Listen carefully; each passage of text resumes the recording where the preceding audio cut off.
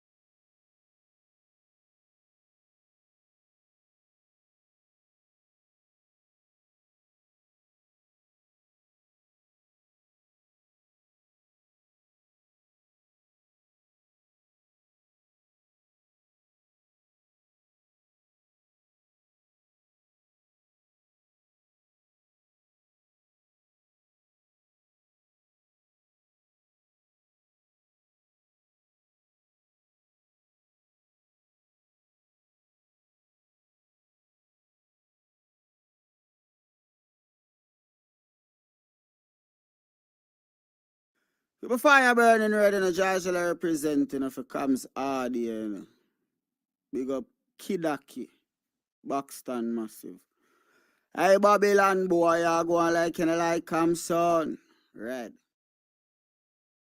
Never Joe, never Joe, never Joe. Oh, money, never money, never money, money, never money, money, I know what you can I do. Money, never money, money, never money, money, you can keep your conniving money.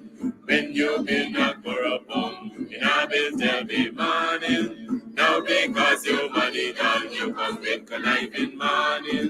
When you had your pocket full, you have been tell me money. Now because your money done, you hustle for tell me money. Yes, money, never money, never money, money, never money, money, now know what you conniving money. Neighbor, neighbor, joker.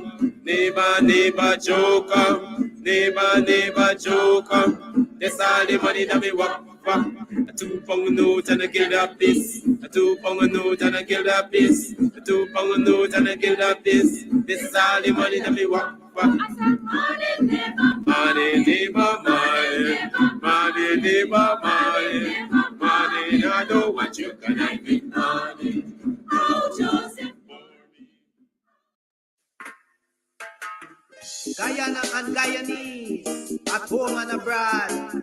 Tune in the Guyanese Morning Time, hosted by Kadaki Amsterdam, where the sun always shines. Guyanese Morning Time, the people call it Guyanese Morning Time. Rhythm, Guyanese Morning Time. Intelligence and knowledge run the front line. We go again, Guyanese Morning Time.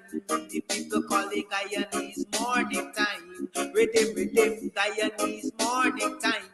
Intelligence and knowledge run the front line. We go again. We rise up early morning watching Comes TV, where wisdom and knowledge, yes, it is the key. Exposing corruption over land and sea, where the wicked politicians they try to trick me.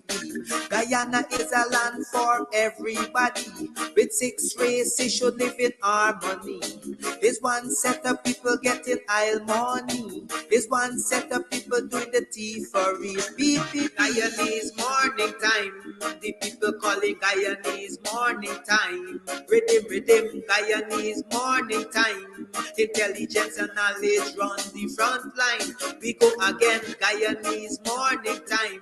The people calling Guyanese Morning Time. Rhythm, Guyanese Morning Time. Intelligence and knowledge run the front line. We go again. This is a program that you all can see. Sharing your views and your integrity. Like it, comment and share it all around. Pass it to your neighbor, safe and sound. A sad situation going on in this town. The voice of the people is getting trampled down. Out of the mouths of babes and sucklings, which has ordained me to sing. I sing Guyanese Morning Time. The people calling Guyanese Morning Time. Rhythm, Guyanese Morning Time. Intelligence and knowledge run the front line. We go again, Guyanese Morning Time. The people calling Guyanese Morning Time. Rhythm, Guyanese Morning Time. Intelligence and knowledge run the front line. We go again, fooling the people. You're promoting evil. Stop lying to the people. You are a part of the cycle. Stop fooling people. You're promoting evil. Stop lying to the people. You are a part of the cycle. I say, Guyanese Morning Time. The people calling Guyanese morning time. Rhythm, Guyanese morning time. Intelligence and knowledge run the front line. We go again, Guyanese morning time. The people calling Guyanese morning time. Rhythm, Guyanese morning time. Intelligence and knowledge run the front line. We go again. They got Breakford, Bork and Mark Benchcop. David Hines and Kadaki Amsterdam. Sherrod Duncan, Nigel London. Normal Brown and Gavin Matthews. Big up Paslow, Port People Governor. Simona Brooms, Robin Simpson.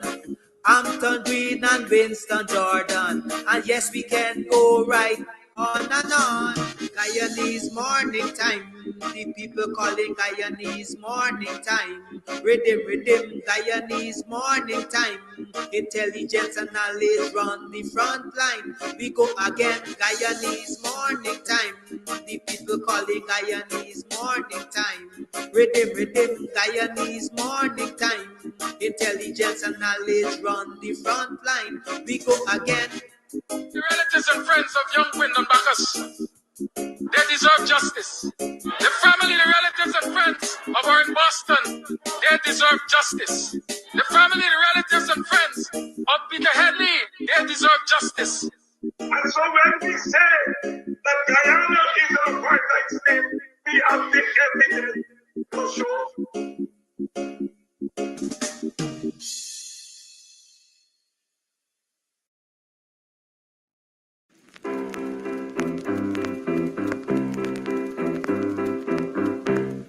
Hey fans, it's karaoke and oldies night this and every Thursday at Club Twilight Sideline Dam, Buxton.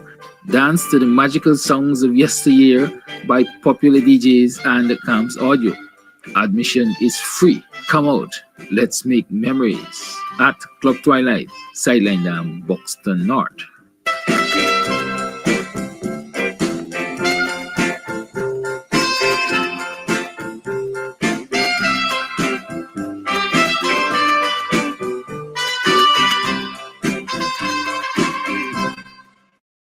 You can get meat anywhere, but for the best cuts of chicken, beef, pork, mutton, and lots more, check out T&W Harris Butcher Shop located in the East Ramvelt Market Meat Section. Call us on 609-7168, 641-4494. Ask for Rastaman.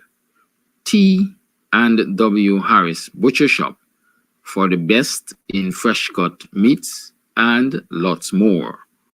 Comes out your son. You burn the swine when I want you shine. The tree of life, them I want you climb, cause them art no kind.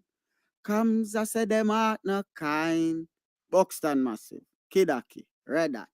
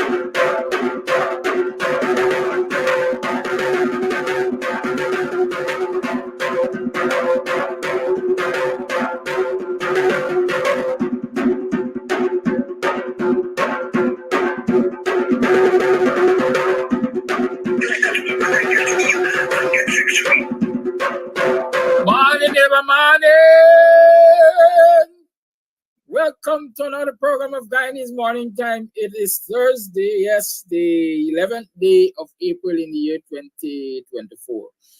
Good morning, welcome to another program of Guyanese Morning Time. I am your host, Kidaki Amsterdam.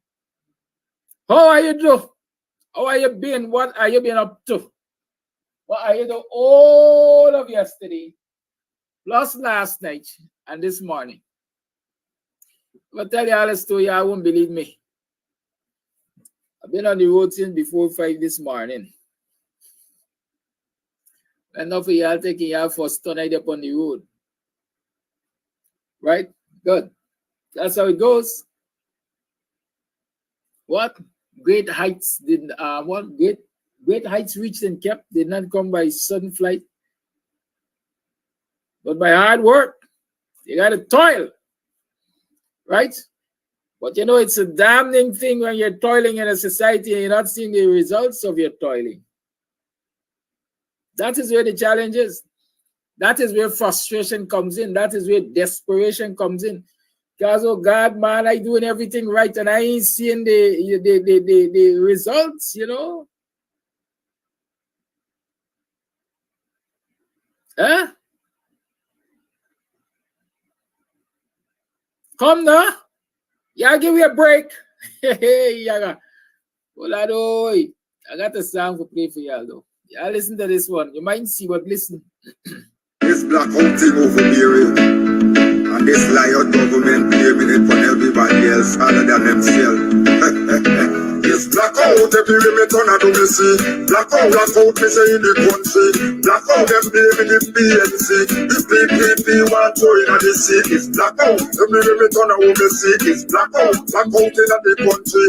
Blackout them blaming the PNC. The PPP want to in the sea. That's why me friends, that's why me TV. Electric stove and me do stereo. The thing over here and the thing over there. We're breaking wrong, one of them that know what to do. None of them intellect, so them don't have to do. Them two powers up and them not. Well, I'm the man. So about that.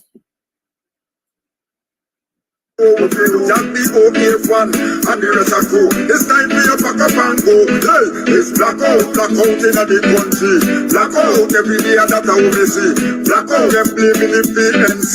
The PPP want to in the sea. Blackout every day me turn and do me see. Blackout me say in the country. Blackout them blaming the PNC. The PPP want to in the sea. All your government officials, none of them get blackout. None of them get blackout. None of them get blackout. Your government officials, none of them get blackout. None of them get blackout. None of them get blackout. Here you know you're like one we take me young. We got the fastest growing economy. I have seen the country full of poverty. The supporters them carry hungry belly. Big oil country every day is blackout. Time for the people feed them get blackout. All them money got is a big big. But now when you put them to the test, them fail without doubt. They run with the country like a cake shop. Telling how the country know the big one up top. Oh, what a country slack.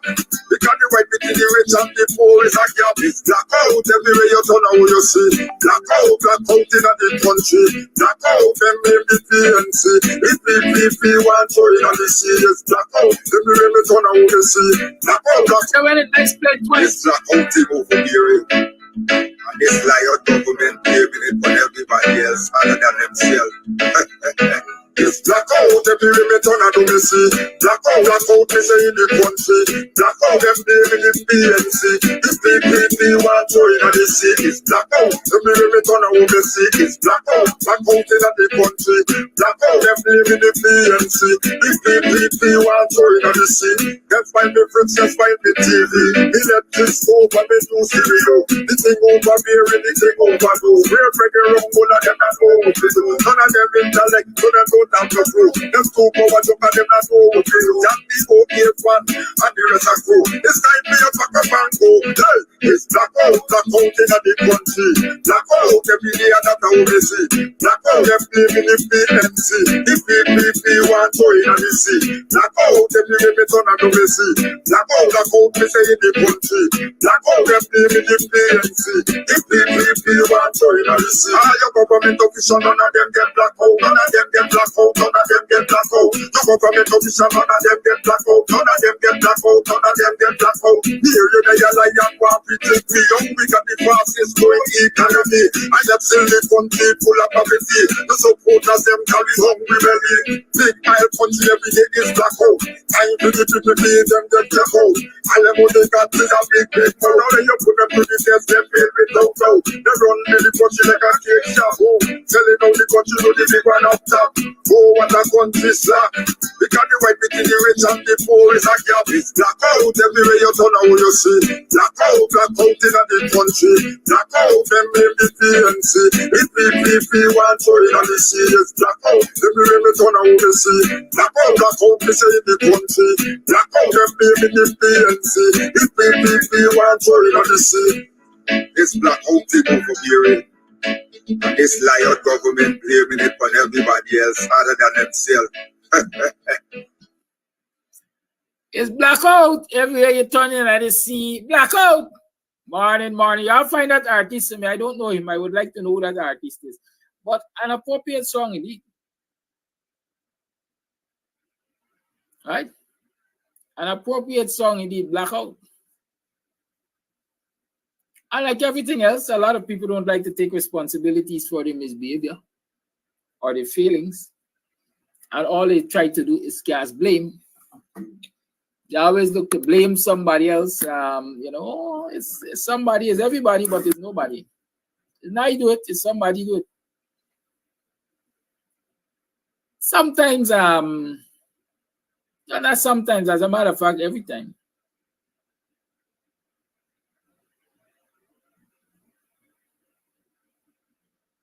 Every time. It's good for people to take, King Coffee is the guy's name. Thank you, Asim. Responsibility.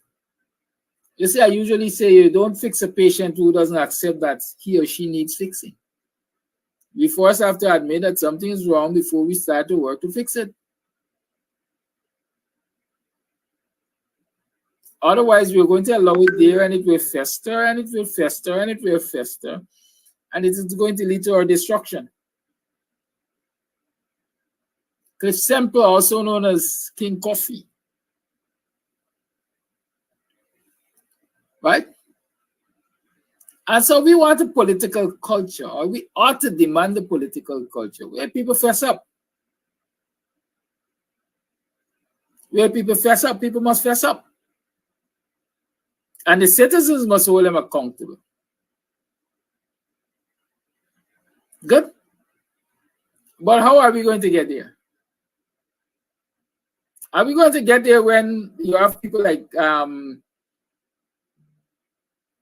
these early morning hoodlums who come on this program? The host hasn't uttered a word yet. And the hoodlums are out to cuss and defend the PPP.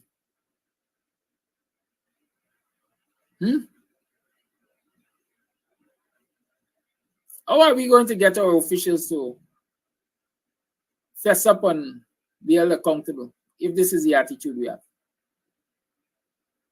We got to do better. We seriously got to do better.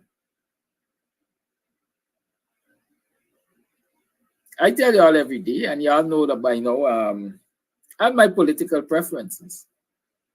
But that doesn't mean I will allow the people who I support politically to do as they will, as they wish, if it's against the people's best interest. I like talk. According to my friend, I like behave like Bospo Patsy sometimes. Dr. Hines did the same thing a few years ago. A lot of people were aggravated that he was talking and he was holding the government accountable. But all of the talk, it would appear a lot of people back then didn't change their approach to governance and their attitude to the people. Well, the rest is history. The government fell, partly because of its callousness and partly because of international intervention to effect regime change.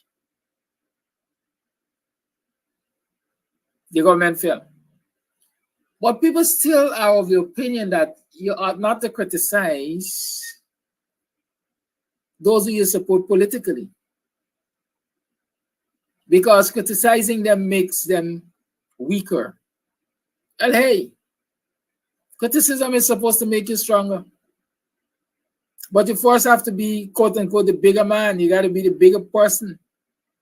You have to be able to display some level of maturity, especially when it's constructive criticism. Nobody is pulling you down. Nobody wants to trample you in the mud. People are simply pointing out where your weaknesses and failures are.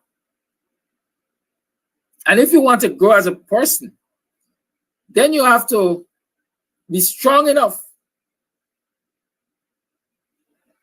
bold enough to embrace that criticism and endeavor to do better. You see, you're talking about this early morning crassy, permanent shift. Now, I'm glad you admit the incompetence of the APNU. What did I talk about the incompetence of APNU? All right. I admit the incompetence of the APNU. When you're going to admit the incompetence of the PPP, we see it every day. It is starkly visible.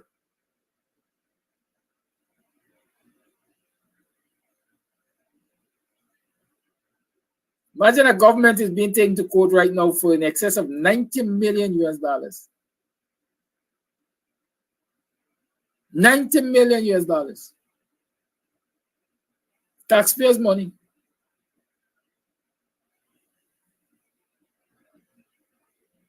But a jackass like Permanent Shift not coming here and tell you nonsense about which government is incompetent. If you ask me, all we have experience, all we have experience in this society, this Guyanese society, this dear land of ours, is incompetence in government. Some people were more incompetent than others. Some people were more incompetent than others. The others who tried, the Granger government, the Burnham government, they tried. Circumstances were different. They tried. They didn't get it all right, but they were trying. GPL is a good example, and I will not move away from GPL for now. GPL was a good example of a government trying to improve the lot of the Guyanese people.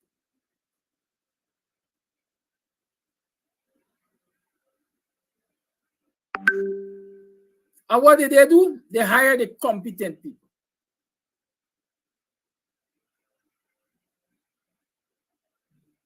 They hired the competent people. But 2 mornings after the PPP were installed, they dismissed all them competent people.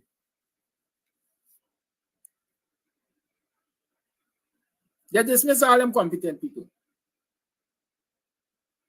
And as expected, the power supply, the electricity sector is in a mess right now.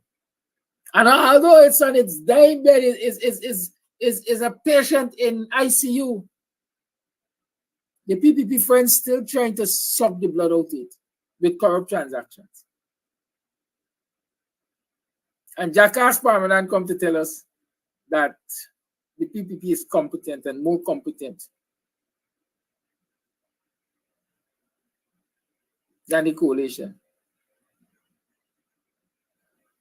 And you must know to run a government. But again, I'm saying that in my estimation, in my observation, and if Guyanese want to be fair, I think the PPP is the worst government we have ever seen, the worst set of people we have ever seen in this country running a government. There's no respect for law and order. There's no cohesive plan for development. There's no concern for the small man.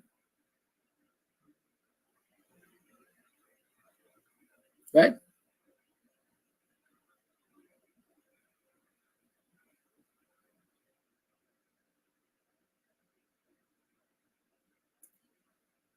I got some things I want to talk about.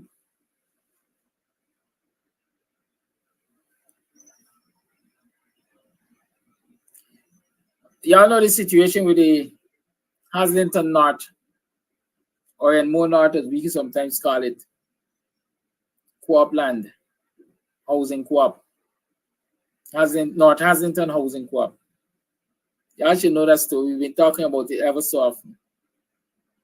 That is where Anil went and publicly admitted that the land belonged to the co-op. On camera, because I was there with my camera. And by the time Anil left Enmore or Haslington and came to Georgetown, the next day there were signs up on the people's land. No trespassing for future government development, or some ignorance to that extent.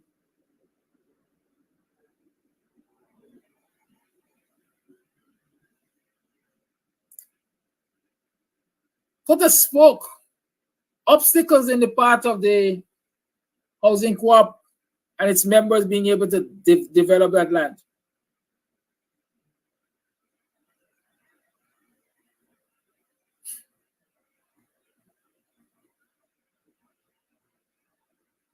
And so for months,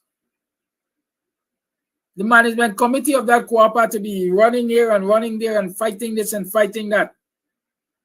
Submitting this and resubmitting that, applying for this and applying for that at the Ministry of Housing.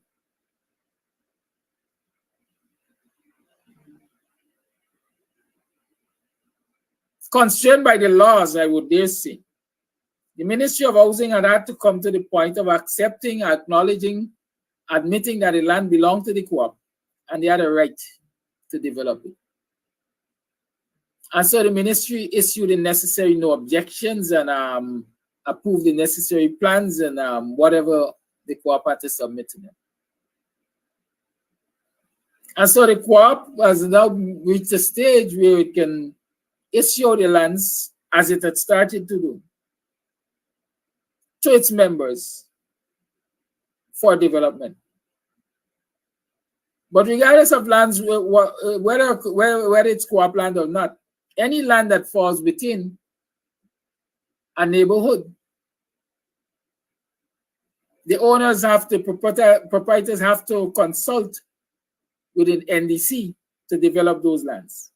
For construction, you have to submit your building plans. And so for several months now, approaching 3 months, quite frankly, when cooperators submit their business plan to the Enmore NDC, the Enmore NDC has not been approving their plans, so they can proceed to build. Why the Enmore NDC has not been approving their plans? Officially, they're saying they need to verify with the Ministry of Housing the authority of the co-op to proceed the way they're proceeding. In excess of 3 months, they need to verify. Verifiable and signed documents from the Ministry of Housing were submitted to the NDC. But they still are insisting that they need to verify with the Ministry of Housing that these documents are legit and the process the co-op is taking is approved.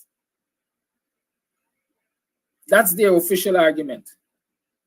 Unofficially, it is alleged that Anil Nandlal still has interest in this land, which it was previously alleged they were trying to covet for more housing development by bodies.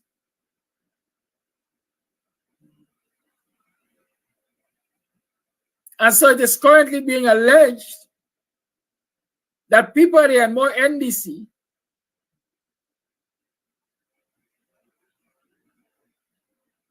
are batting for Anil Nandlal and whoever else has this alleged interest in the land that Haslington and more North.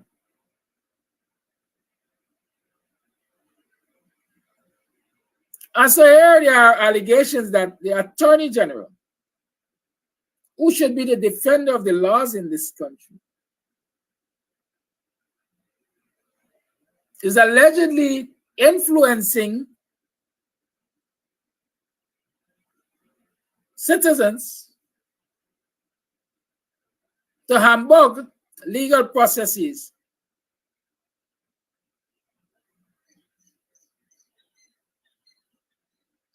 and prevent the development of these lands by the cooperators. Hey Bernard, what's up? Rev, you good? Right? And so I am putting this in the public domain. I want people to be the judge. The likes of this crass permanent. I want you to judge and see where law and order is in this country. See where respect for law and order is in this country. See where fairness is in this country.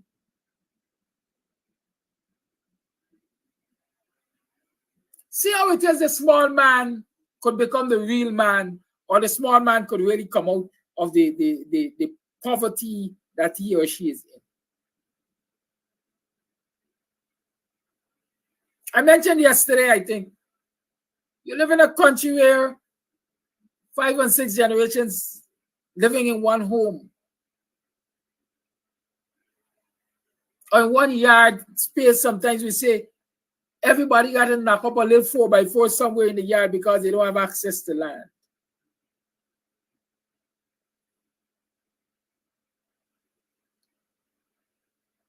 People have applied for land 20 years, 30 years, and can't get no land.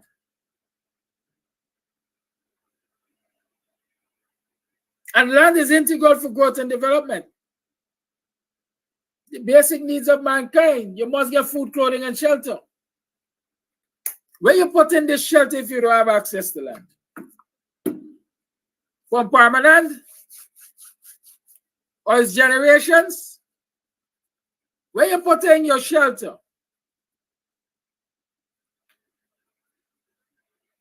Let me paint a picture for y'all if y'all don't understand what's going on. Because the law says you can't apply for land until you are 22, I think. Again, I'm talking about quality of government. When the coalition was in office, as soon as you became 18, you were allowed to apply for land. Y'all go and check it permanent. Check it. The 22 years, you have to be 22 and you have to have children or child and all of that. Nonsense was thrown out of the door by the coalition. And so once you became an adult,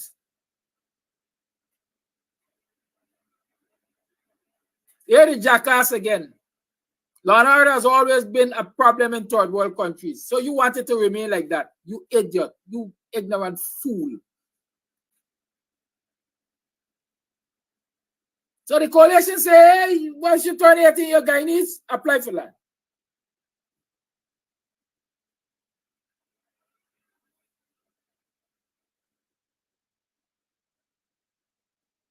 And so let me even take the 18-year age, which is minimum.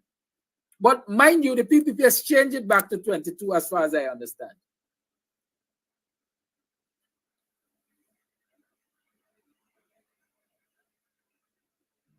So if you apply for land when you're 22, I said I want to use the minimum age, 18, and you will see why.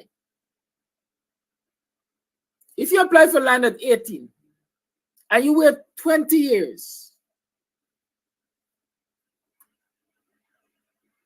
to get a piece of land from the government, you will be 38 when you get a piece of land, almost 40.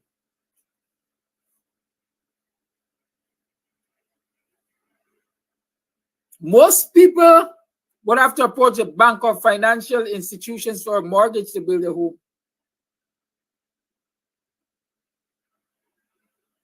As far as my understanding goes, the maximum you can get from a commercial institution, from a financial institution on a mortgage is 30 years.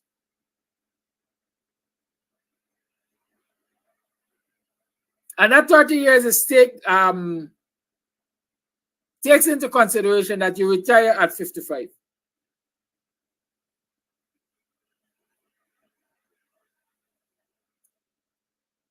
How do I get a 30-year mortgage when I am 38 and now getting a piece of land? Y'all explain that for me.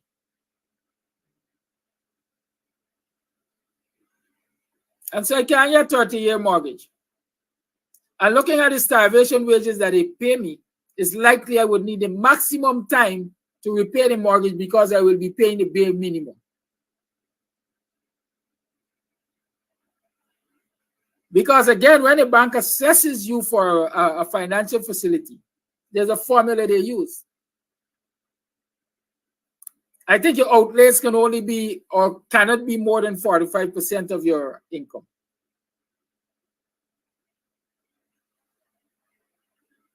And so you gotta be earning enough that when you pay out all of your debts, only about 45% is paid out, so you can live on the 55% or something to that extent. If I don't get those numbers correct, I'm not a banker. But those who are bankers can perhaps show the correct percentage, but I know it's a percentage, almost half and half kind of story. And so I'm 38. By the time they decide to give me a piece of land, and if you use the PPP formula, you're going to be 42. So you can't get a 30-year mortgage because of your age. It means your premium, your repayment, that is, your installments, whatever you call it, would have to be higher. And so to qualify, you have to be earning more.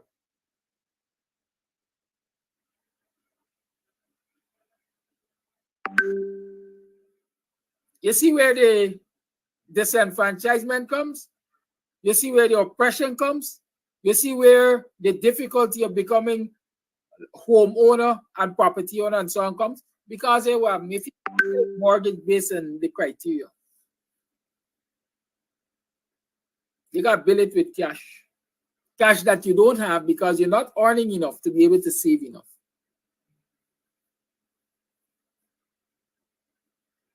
But these criminals gonna look at you and tell you, you gotta work for what you want.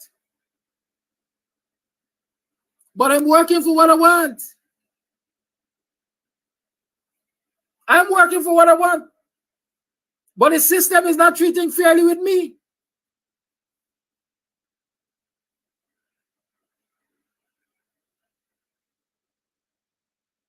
The system is not treating fairly with me. How am I going to get what I want?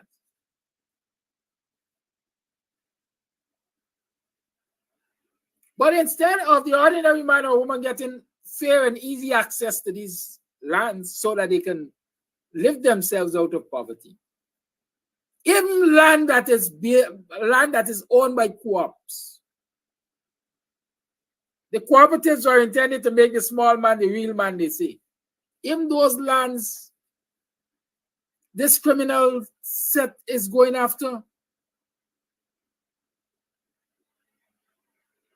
So because the land at North Hasland and more north, wherever you call it, is to the seaside land. Despite it belongs to cooperators and it has been in the ownership of cooperators for decades.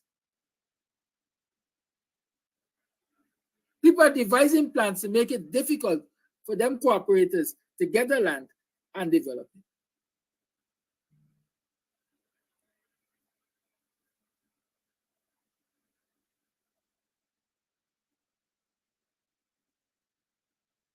How else people are supposed to get by in this country?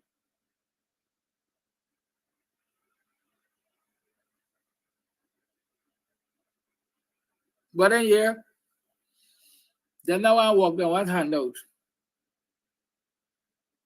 They not get nothing. They can't manage nothing. In fact, you ain't giving them nothing to manage.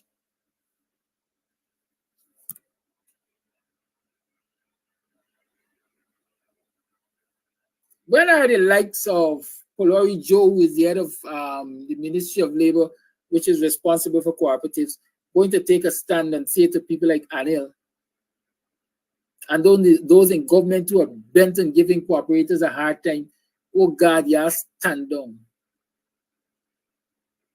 You stand down. Step back. Let small man do something. Instead, Polori Joe say all the thousands of acres of lands or millions of acres of lands in the ownership of co-op, we are going to take back because we're not going to allow lands there to sit undeveloped.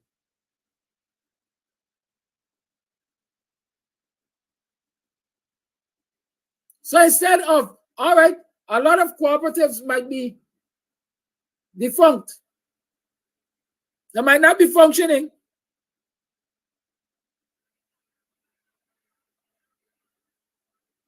Instead of empowering them, enabling them to become functional, you capitalize on that fact that they're defunct and you cover the land and you sell it for gated communities. How does gated community help the small man, the average citizen?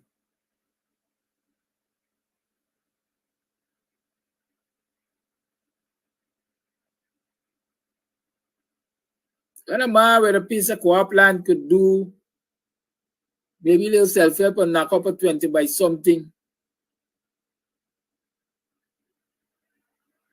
when that land finds itself in private ownership and become a gated community,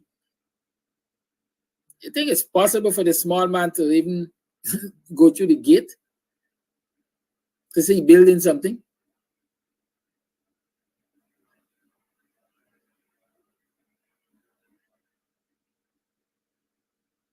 We got people coming here and tell you about government. PPP is a good government. What part of the PPP good? Or what are good for? What are they good for?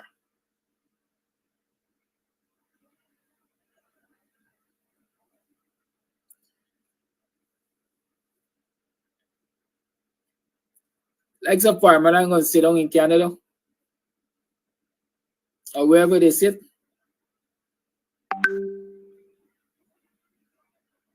and continue to spew nonsense. Because their bread are buttered. The bread well buttered on every edge, not just both sides, every edge. The bread well buttered.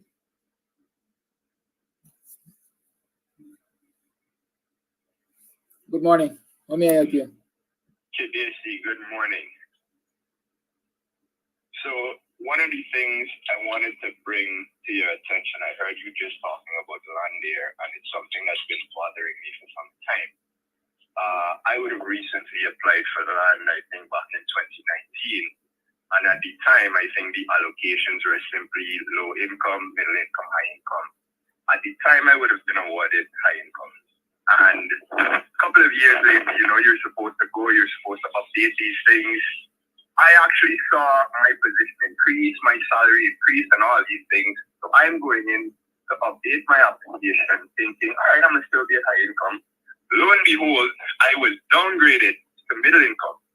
No explanation was given or provided.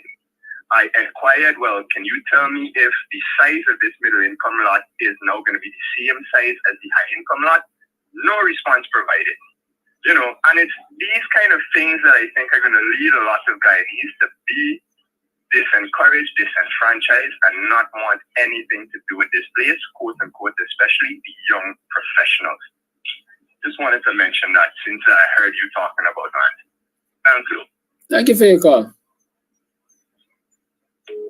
And again, well, that's a testimony out there. I didn't make this story up. There are many instances of people being given allocations. And when they turn up other people on the allocation, and when they go to the ministry, they're either told that they got to take other land or something.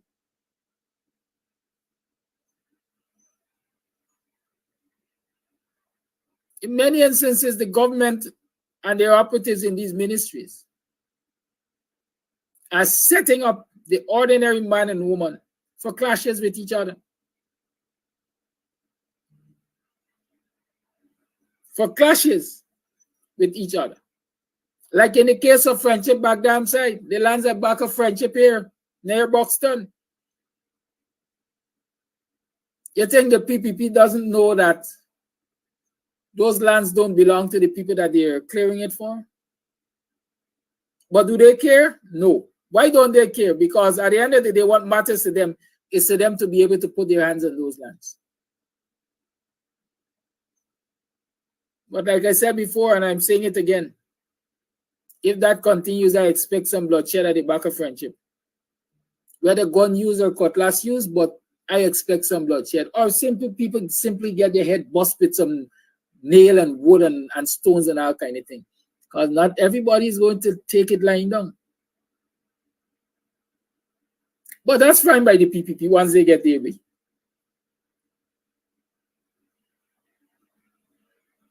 So Polari Joe, who is the minister in the ministry responsible for co-ops, instead of aiding the co-ops to be revitalized, he's aiding land grabbers to grab land some co-op. You heard his declaration, he make it in Parliament, is not making it fee. Those millions of acres of lands in the control of co-ops, we will take them back because we cannot allow them to sit there idle.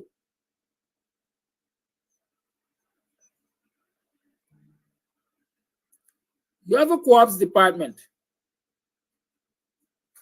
where the CCDO, the Chief Co-ops Development Officer, doesn't know his or her role or doesn't honor his or her responsibilities. You have co-op officers who don't do squat. Why don't you send them around the country to sit with cooperators and find out where the challenges are and devise a plan to help them for the development of these lands? In Linden, a brother came to me from Linden the other day. He has, I think, 10 acres of state land lease on the Suicide Highway there.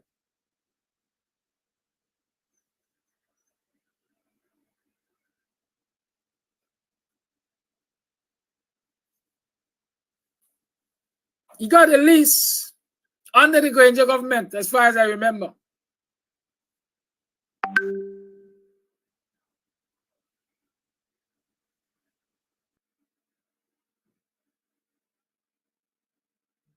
He was told what the processes are. He went through the processes. He got his lease.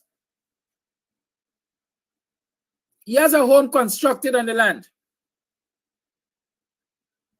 He has been paying for the land as required. But for the government to hand him his physical lease, the certificate of lease or whatever the document is called, he is getting hell and razor. It's like pulling teeth. Every time he goes, the people at Linden, the office, they tell him, your lease ain't come yet. Your lease ain't come yet. Your lease ain't come yet. I got names, I could call the names, but they know themselves. When he decided to go to Georgetown, a Guyana Lands and Survey, and they checked his file, the lease wasn't there. The employee found the file, but she did not find the lease. Meanwhile, every 2 mornings, people are going to him and asking him to sell them the land. Or sell them a part of the land. It's 10 acres. Sell me half of the land now because I want to do something in front of you. Sell me the land now because I got a plan for in front of you. The land, as far as I understand, is not very far away from Seneca City. And so everybody in the government and the friends want this piece of land. That this black man, this retired black man, this black pensioner, got us at least several years prior, constructed a home, has hundreds of pine planted on it. But they ain't giving e-lease. Does the black man get e-lease? You will be able to approach a financial institution, whether it's iPad, whether it's small business bureau, whether it's the banks, whether wherever, you could approach them and say, listen, I got 10 acres of land to develop. This is the evidence. This is the document. This is what gives me a right to develop it. I am looking for an investment. And so he could improve his lot. Not only for himself, he's a pensioner, but he got children and he got grandchildren.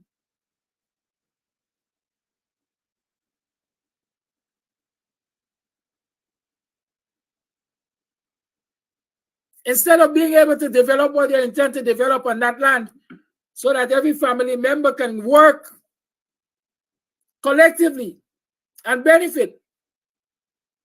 Children and grandchildren are there running helter-skelter looking for work, driving taxi, etc. Simply because we got a set of land grabbers in this country who don't believe that the ordinary man and woman got a right to land too. Hello? Good morning, caller. Yeah, good morning. I listening to your program, and I wish to add some facts to your program because it is very sensitive and it's going to create a big problem in this country. So I'm glad that you're speaking out on that issue.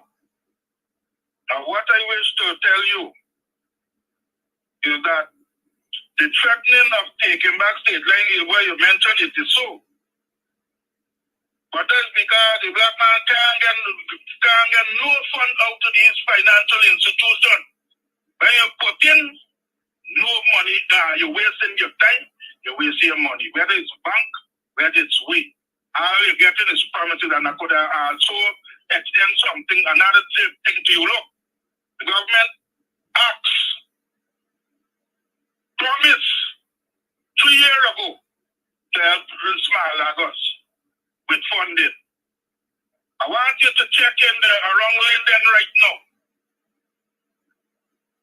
And come over to Wisma Shore. All the Matthews and Milton shutting down because they're not getting finance to sustain. And then the outsiders come in and take over the sawmill, either by buying it or rent it out. Investigate that and you will see all these people went into the bank and refused to get loan. And people who just be doing gardening, coming in there, know about sawmill and logging, and get funding for expand and do big operation. Only them go expanding. And then you're telling me now that how are we supposed to get money to develop ourselves? How are we supposed to get money to develop these land? We ain't get to know help. We ain't get to know how you get to these promises and push around. That's all we are getting. For the longest while, nobody says anything. Government McKenzie, sure, same thing. You look at all the local sawmillers who do it, they're shutting down. Only the outside government, which we know very well who was the outside, coming and dominate. And people are often coming as well, say, buy out your place. And telling you that this government will take pay back land from you if you haven't doing nothing on it. But, oh yeah, you will do it without funding. So I'm glad that you got this program thing now, and I wish to let you to make that country and let you highlight that situation that is going on because at some point in time it's very aggravating, and I don't know what is the plan for our people. But the way I see it, it's going to cause a big division and a big uprising in this place. Thank you, caller. Thank you, caller. Yeah, so I would wish for you to elaborate more about the situation with them thing. And I wish for the international them to come and investigate this thing if their claim is like. Because look, the evidence is there. Investigate how these people get in their funds, where they get it from, and how much time people put in for loan and they get it to around, push around. They to the advantage credit him for. So that in case if you got a little to pass down back in any credit history, they're going to take up that use as an excuse not to give you no loan. To check and see what's going on, that is still keeping down the lending especially. That's the problem. And then like it's got a plan now for people come in here and just buy out to place them and think the guy young guy finance so they don't come and just take over what you got. So eventually we owe nothing.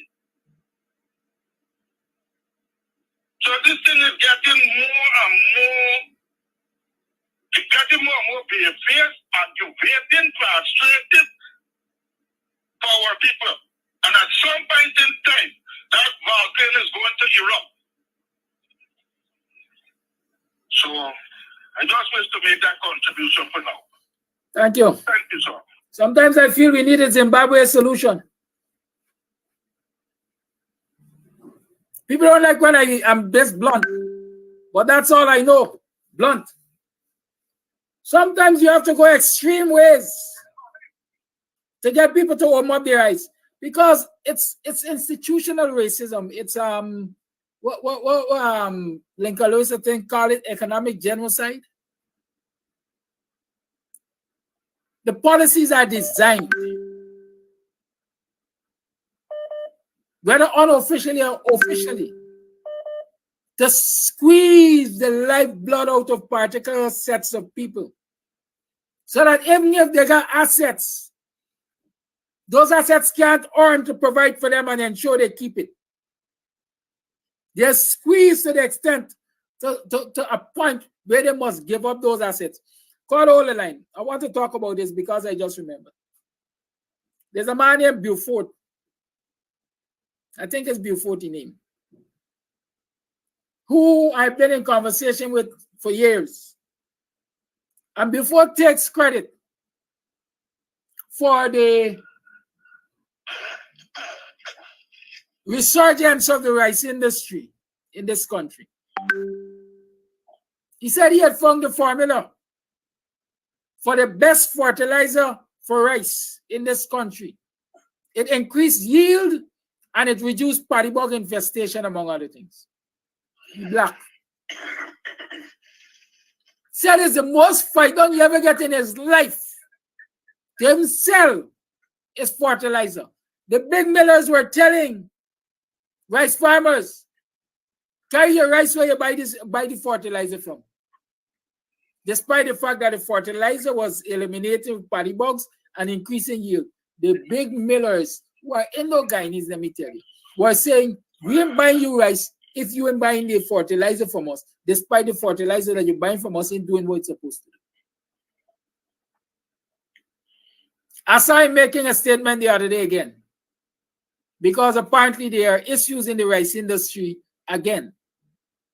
And he's saying again, Mr. Minister of Agriculture, you know I got a solution. Y'all give me a fair break. But no, he black, he black, he black, he black. And every step of the way, every time you attempt to resolve this issue, you know what I tell him? Partner with the Indo-Guyanese. Or sell the Indo-Guyanese is secret. That is a reality. That is what we have to face with in this country.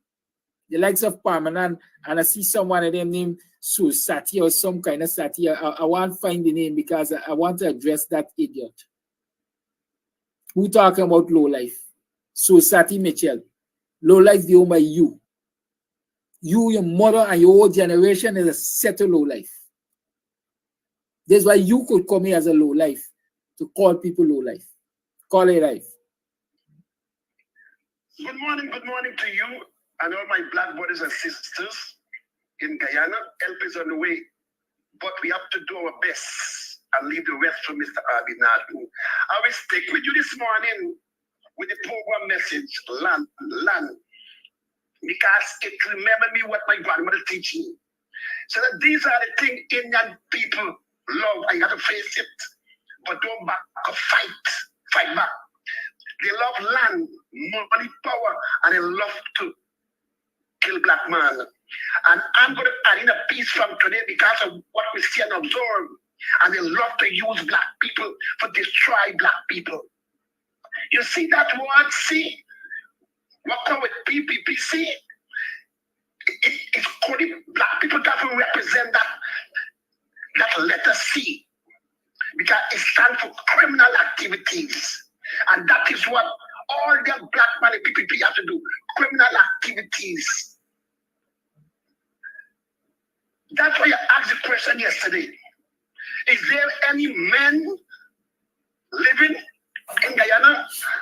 Is there any soldiers or army in Guyana? Because if the answer is yes towards flashcards, why the hell they all sit back and let three men with boys controlling Guyana, take away their land?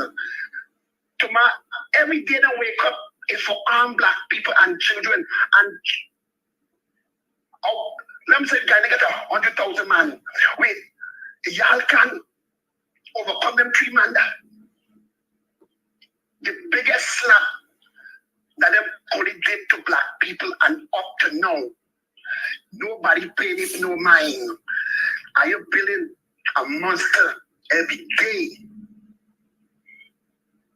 It is very ridiculous for what the Indian people them doing to black people, and no man has stand up. Coming back program and give us the kind of you got. Use this word and demonstrate the word protest. Protest. Stop spending your money at only business. Spend it with black man to have it. There you go there. I'm always saying a program. Black people have to learn to spend less, save more, and invest. We are the hard-working people in Guyana, black people. We are the most spending people in Guyana. Why we don't have money today? When we taking our money and make other people rich, and then today we said we don't have no money, we don't have this. Black people have to start setting them first priority first. The first priority, demand what belongs to you. That's your first priority. Go outside there and fight. Start coming to a program and give your complaint in your own neighborhood. Get black men come out and start business that day. You don't have to go to Georgetown for protest. Every village, block it off. My God, my God. Where are the soldiers them? Where are the soldiers them? What is the soldier duty for country? Is only eat and sleep and do? Or their duty is to protect the citizens them? To protect them from hands of bandage. It is time we come together and call on the soldiers them. Arrest them and take back the country. Overthrow the government. Thank you for your time. Thank you for your call. The viewer raises a point of removing the government. I was explaining to somebody yesterday that that between elections, governments can only be moved. There are 2 ways basically governments are moved: by the ballot or the bullet. Because this person was saying to me yesterday, they believe that the government is going to be removed before elections. So I asked them how. And they are of the opinion that the A, B, C, E, Z, and all the other alphabet countries can remove the government and put a caretaker government to lead up to elections. And I asked him what's the basis of that. Right? And here it is this morning. This call is raising the removal of the government by the military. That has been happening in Africa. It has been happening a whole lot. I don't know that Guyana is ready for that. Guyana has never had a military insurrection yet. They said a man that threatened it or Bonham was afraid of doing it, Hinkson, had to be run out of this country. And the rest is history. Right? I have a voice note to play. Then I have a video How long is this video? A 3-minute video to share with you. And then we'll return to the calls. Let's go to the voice note.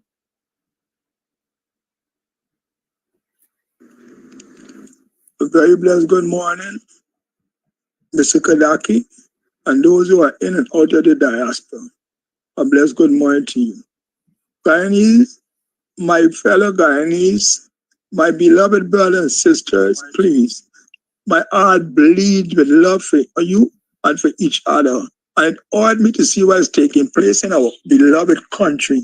This 83,000 square mile, now everybody wants a piece of our land, a piece of our wealth, our riches, and something. They want a piece of Guyana in every farm. South Venezuela want Essequibo. So much people coming in for we gold, we diamond, we bauxite. Oh my God, we iron everything. What we Guyanese getting? And they will want us to come to ourselves and realize that those we put there to be leaders are not leaders. They're not working in our favor.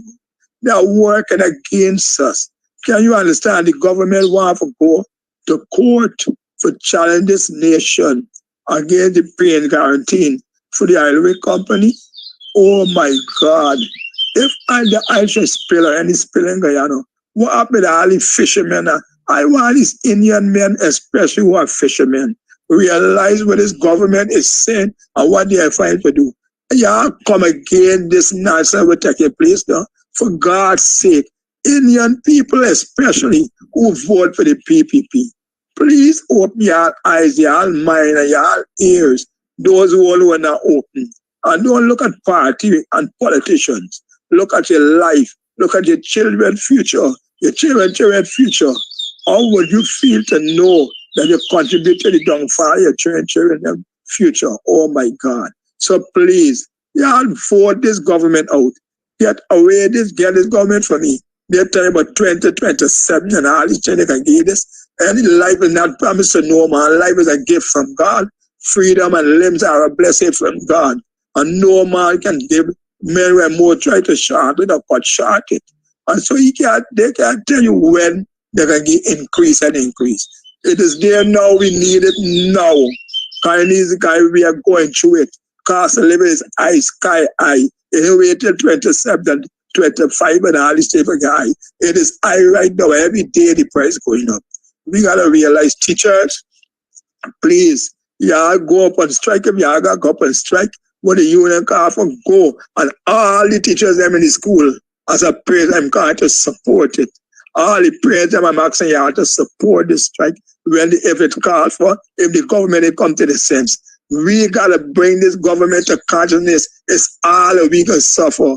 Police men come to your sense. Army, soldier men come to yourself. Firemen come to yourself.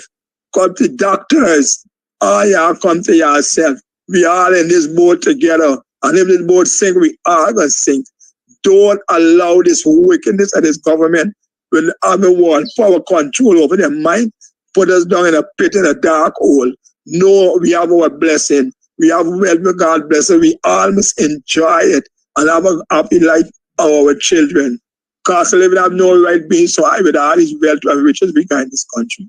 How can outsiders come and devour our riches and our wealth? And we suffering, and most of us in poverty. So I am calling upon Guyanese by the fruit you're going to know. Get rid of this government, the infrastructure that they're building. Now the blackout non-stop. What going on? We can't eat infrastructure. We can't sleep on the infrastructure. And then in the blackout, in the dime, if you try to eat it, you might eat a big brick, a big piece of wood or steel or something. Because the blackout got you. So what are we not realizing? Why are we not coming to our sense? Please, Guyanese, stop this. Put it in the trap. For this government out or stop this country from belong and in the right way I'm calling because the quick for said that you're calling on wrong and wrong, but let righteousness prevail. And then let me tell you, Guyanese, we got a twist or turn it. This thing must stop, it must come to an end. It is really, really, really and truly shaking up and destroying family. We can get a lot of more coming down just now, broken marriage, broken homes.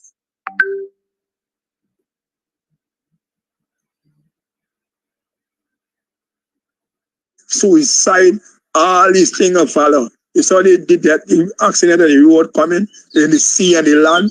Please get rid of these demonic spirits and these evil leaders. Look at Kwame, for example, what Kwame could teach anybody. Look, Susan, what Susan could teach anybody. Look what Darmilal going with. Are you realizing what's going on? Are you realizing what this nation under attack? Please, look what they're doing with the oil money. Oh my God, Guyanese, we all in this boat, we sail together or we can sing together. Guyana right now is like a ship on the ocean without a rudder. I am telling you, come to yourself. Come to yourself. God bless this nation. Please don't let it be too late for we realize it. Come to yourself. Have a blessed day, Mr. Kadaki, and God bless your program. Thank you for that voice note. Let me address some clown that said Patterson was out of his league when it came to infrastructure. Everybody is entitled to his opinion. Even fools have their own opinions. Patterson is the only infrastructure minister who, in his design of a road linking this country, proposed a light rail. I guess the likes of this idiot who talking about Patterson being out of his league when it comes to infrastructure doesn't even know what a light rail is. In the middle of the new East Bank Highway was supposed to be tracks for a light rail. When the PPP come into office, what they did? They turned it back to a basic road. One of the worst road links in the country, quite frankly. They ain't have vision. But imbeciles like these here could come and tell you that the man who saw the vision and said, well, hey, let's put a light rail. Let's put a light rail on this road link is out of his league when it comes to infrastructure. You know why? Because they're living in decadence. They don't understand what development is. I am going to share a video with you. And I want, when you're looking at that video, substitute Guyana every time you see Trinidad and Tobago. And so conjure up in your mind where we are heading as a country. I want you to have a look at it. Turn of events, the dynamics of Trinidad's carnival have taken on a new hue, with the financial reins shifting firmly into the hands of the Syrian and East Indian communities. This cultural extravaganza, born from the ashes of slavery as a celebration of freedom, has become a stage where economic power dynamics play out in stark relief. Gone are the days when the heartbeat of carnival was fueled solely by the rhythms of ex-slaves turned revelers. Today, it's the 1% who wield significant influence and profit from the festivities. Actually, we are the smallest ethnic group in Trinidad. But the most powerful, or not the most powerful. Most powerful, huh? Just not bragging. And we know it. But life is good here in Trinidad. Life is very good. But there is a measure of concern in the fact that at one time we used to have a huge middle class, which was a sort of a security in terms of any possible conflict between the haves and the have-not. But now that's eroding and they're getting poorer. So they're starting to get angry. Picture this: opulent hotels owned by a select few cater to the influx of tourists, while fast food chains serve up convenience under the ownership of the elite. But the real movers and shakers of Carnival's economic landscape are the all-inclusive Carnival bands, with breakfast, lunch, and dinner, with toilet and DJ trucks and live music, children care facilities and security guards with black handlers. They're the big DJs and band owners, commanding astronomical fees for their performances that set the stage ablaze. And let's not forget the elaborate costumes that bedeck the streets, sourced from overseas markets, predominantly China, lining the pockets of those with the foresight to capitalize on Carnival's commercial potential. As nothing is put in place by government to protect the real meaning of Trinidad Carnival, which is the abolition of slavery. However, amidst this tale of economic ascendancy, a sobering reality emerges. While the Syrian and East Indian communities bask in the glow of financial success, many of Trinidad's black population find themselves relegated to the sidelines. Today, The majority of black individuals are street vendors or security guards, relegated to the outskirts of the festivities, while their white counterparts dominate the main stage. Once again, they are slaves to the grandchildren of their own slave masters. In a carnival where color and culture collide, the story of economic disparity is writ large. As the celebration of freedom from slavery continues to evolve, it's a stark reminder that the struggle for equality and opportunity marches on, even amidst the glitter and glamour of carnival. A country which once had the potential and money to be a second Dubai, is now home for modern-day slavery. HCN News.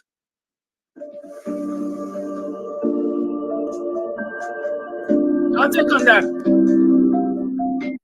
You see Guyana anywhere there? The lines are open. Have you seen Guyana anywhere there? That's the thing about reading and looking at videos and movies and so on. You get to tour the world. Have you seen Guyana anywhere there? Call it life.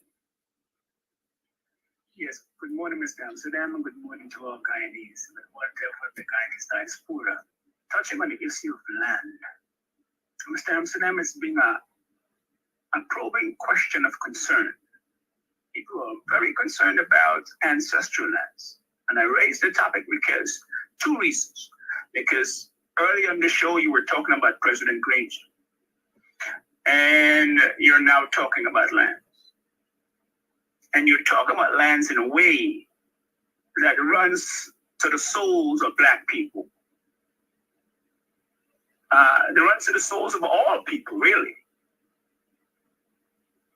President Granger had a commission on ancestral lands. Here the government is talking about taking away lands. And we will still like to know what are the outcomes of the Land Commission. Now, I've been trying my best to get some information on that Land Commission.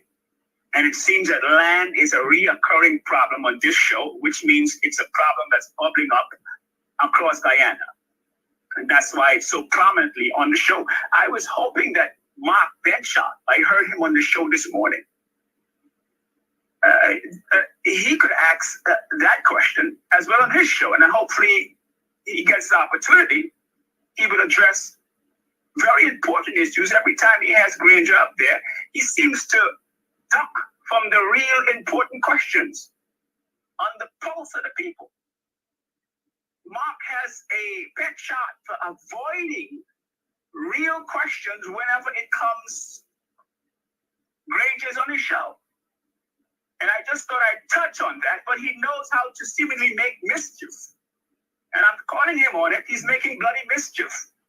When I can tell you in the United States or everywhere I go, Black people who like the WPA and Black people who like the PNC are embracing the PNC and the WPA as though they are twins. And then here's Mark Benshot just meddling, making mischief. And he's going right along with Granger to do it. I'm like, what is this guy doing? Right? And instead of him asking Granger the pressing questions on real issues that people are concerned about, he's always ducking those questions, marking nothing but a mischief maker, as far as I see, you know, from the current team. You know, I got to call Mark on that. That kind of way, that kind of nice way he has. I'm calling him on it. And Granger has that same type of way. I campaign with Granger, so don't question me about Granger. I know the mice of the man that he is. Had all the support, 49 boxes, 4,000 people overseas voting. And what did the mice of a president do? He allowed a man from overseas, Pompeo, to come in Guyana and bully him. And guess what? To show how stupid Granger was, Pompeo went back to America and did the same thing that he threatened Granger with. Now we are suffering. Now we got 49 ballot boxes, and the whole world can see. And Granger's such an idiot that he'll tell his attorney general. Because Basil Williams called him on it. Basil Williams says, hey, look, that declaration that's in abeyance is going to be in conflict with Order 60. And what does Granger do? He goes against his Attorney General in public. And then he says he's going to stand with Clark Singh. He said it at the Orange Center. He says he's going to stand with Clark Singh. How are you going to stand with a declaration that the chief CEO, chief executive officer, Lowenfield, told you? According to Article 96, Lowenfield is the only person with the constitutional mandate to facilitate Article 96 of ROPA. He said GCOM was imploding from within. What else do you need as a president? It's telling you that the GCOM, according to the mandate of the Homicides Accord, has collapsed, malfunctioned. What else do you need as evidence to stand firm and declare the election null and void? Instead, you concede on several grounds. Granger is a sellout, and people need to stop.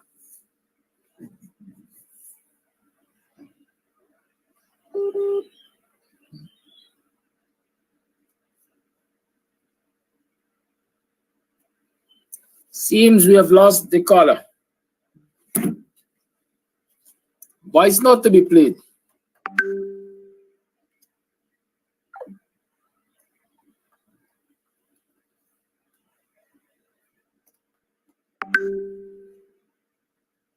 Call your life. Morning. I gotta agree with Coffee this morning. You got these people who go to church, right? And no matter what the pastor is always right. You won't question pastor about something that he reads from the Bible and tell you that you're wrong. And tell him that he's wrong. He's explaining this thing wrong. That is Mark and Granger, right? He just keep posturing to this man what wrongs the man did, right? Instead of questioning the man about the wrongs that he did. And Coffee is on point this morning. Coffee is right. Granger is nothing more than a sellout. As you said the other day, his long-term memory is better than his short-term memory. Tell me, he is such a sellout. The thing that words explain to describe that man. And right now, he relevant to that country, call himself a historian. Who history talks about? Not our history. If he was a historian, he would have known and read those people and know these people are a setup. And back to Coffee, he's a sellout. He very well said what he was doing. Good. Are we going to Robert Mugabe now? Land appropriation without compensation. We need that. Which one of the leaders there? Which one of the people that is fighting here to become a leader got them balls and forward to say, look, land appropriation without compensation. All of these ancestral lands that are dead, we're going to take it back. We ain't came to say what? We're going to survive and we're going to come back. We're going to make it back. We just got to go through a piece of separation because we know what the big guns going to do. But we ain't got time with them. Our people think is of importance. Is of importance, and we need to get on the streets. Not the streets. We need to get the leaders to come together and pick somebody who got the gall to go ahead and say, look, this is the thing. To GPL, people are going to say this again. It's a setup to collapse so that they could still privatize this thing and hand it over to one of the people to run the thing. People, y'all look on and watch on. Y'all don't step up now. We're going to end up like a Rwanda. Y'all rather to become collateral damage or stop the bullshit that is going on right now. So, who got the belly? Land appropriation without compensation. Time we start getting ready to take back waiting. Good morning, neighbor morning. Welcome to another program of Guyanese Morning Time. I am your host, Kidaki Amsterdam. It is 7 hours 38. Listen, I never talk too long. I got a call on the line. Call your life. I am calling concerning a land that since 1994, the 2nd of March, I applied for a land. Living in the interior, my children suffer from typhoid and malaria. The doctor say keep your children out of the interior. You know, from then to now, since Philomena Sahai was the something with housing. I can't remember. Up to now, I can't get a piece of land. I'm running behind a land. On to now, I have to pay $12,000 to go to town, come back. And you know, when I go there, people never read for my application, and I watch and they're giving out land on television to other people, to Indian people especially, and a few black people. Why is it black people cannot get a piece of land from these people? And I'm speaking about one day, 95% of the Indian get the land, 1% of the black, 1% of the Armenian, and 3% of the Chinese. I had 3% for Chinese, Portuguese, and Venezuelan. What happened to we, black people? I agree with what that man was saying just now on the line, Kadaki, this thing is going to end up in a bloodbath, and it's going to end up in a bloodbath, and that is what people want, because they have the police and the soldiers, so watch the back. Thank you. Good morning. Have a blessed day. Thank you for your call. And so that caller started the program this morning. How are you doing? How was I yesterday? How was I last night? How are you wake up this morning? I hope you all wake up feeling as aggravated as this young lady who called to say that since 1994 she applied for piece of land. Who could do the math for me? Y'all do it. 1994 to 2004 as well. I count in 30 years, 2024. 94 and 6 is 20. 94 and 6 years will give you 2020. Why y'all do the maths? I mean, I think it's damn long enough. Right? 2020 plus 24, 6 and 24. It's 30 years. Can you imagine that? A citizen of this dear land of ours applied for a piece of land since 30 years ago. This whole generation. 30 years is a generation. That's the definition of a generation. And so when you look back and see that your people were unable to get a plot of land for a whole generation. I don't know what was the age of that woman's children when she applied for the land. I wish she would call and tell us that. Because even if they were just born, we're talking about some 30-year-olds who most likely are still living with their mother or parents in a rented house or a cabin or whatever you want to call it. Because they weren't able to get a piece of land for 30 years. Call it live. Call. Good morning. Good morning to you. I am calling concerning the issue with Yes, I'm listening.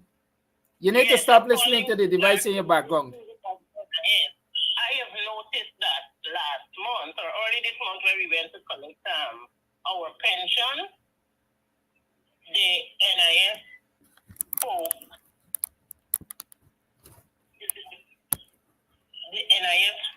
said that some people were going to be getting an increase and some would not. And I was thinking that your pension was based on what you were contributing to NIS. So what is the yardstick used for giving this increase? It means now that some people who got the increase are getting more than others. What is the yardstick being used? Isn't it according to your percentage that you would have contributed to NIS that you got your pension? What is going on in this country?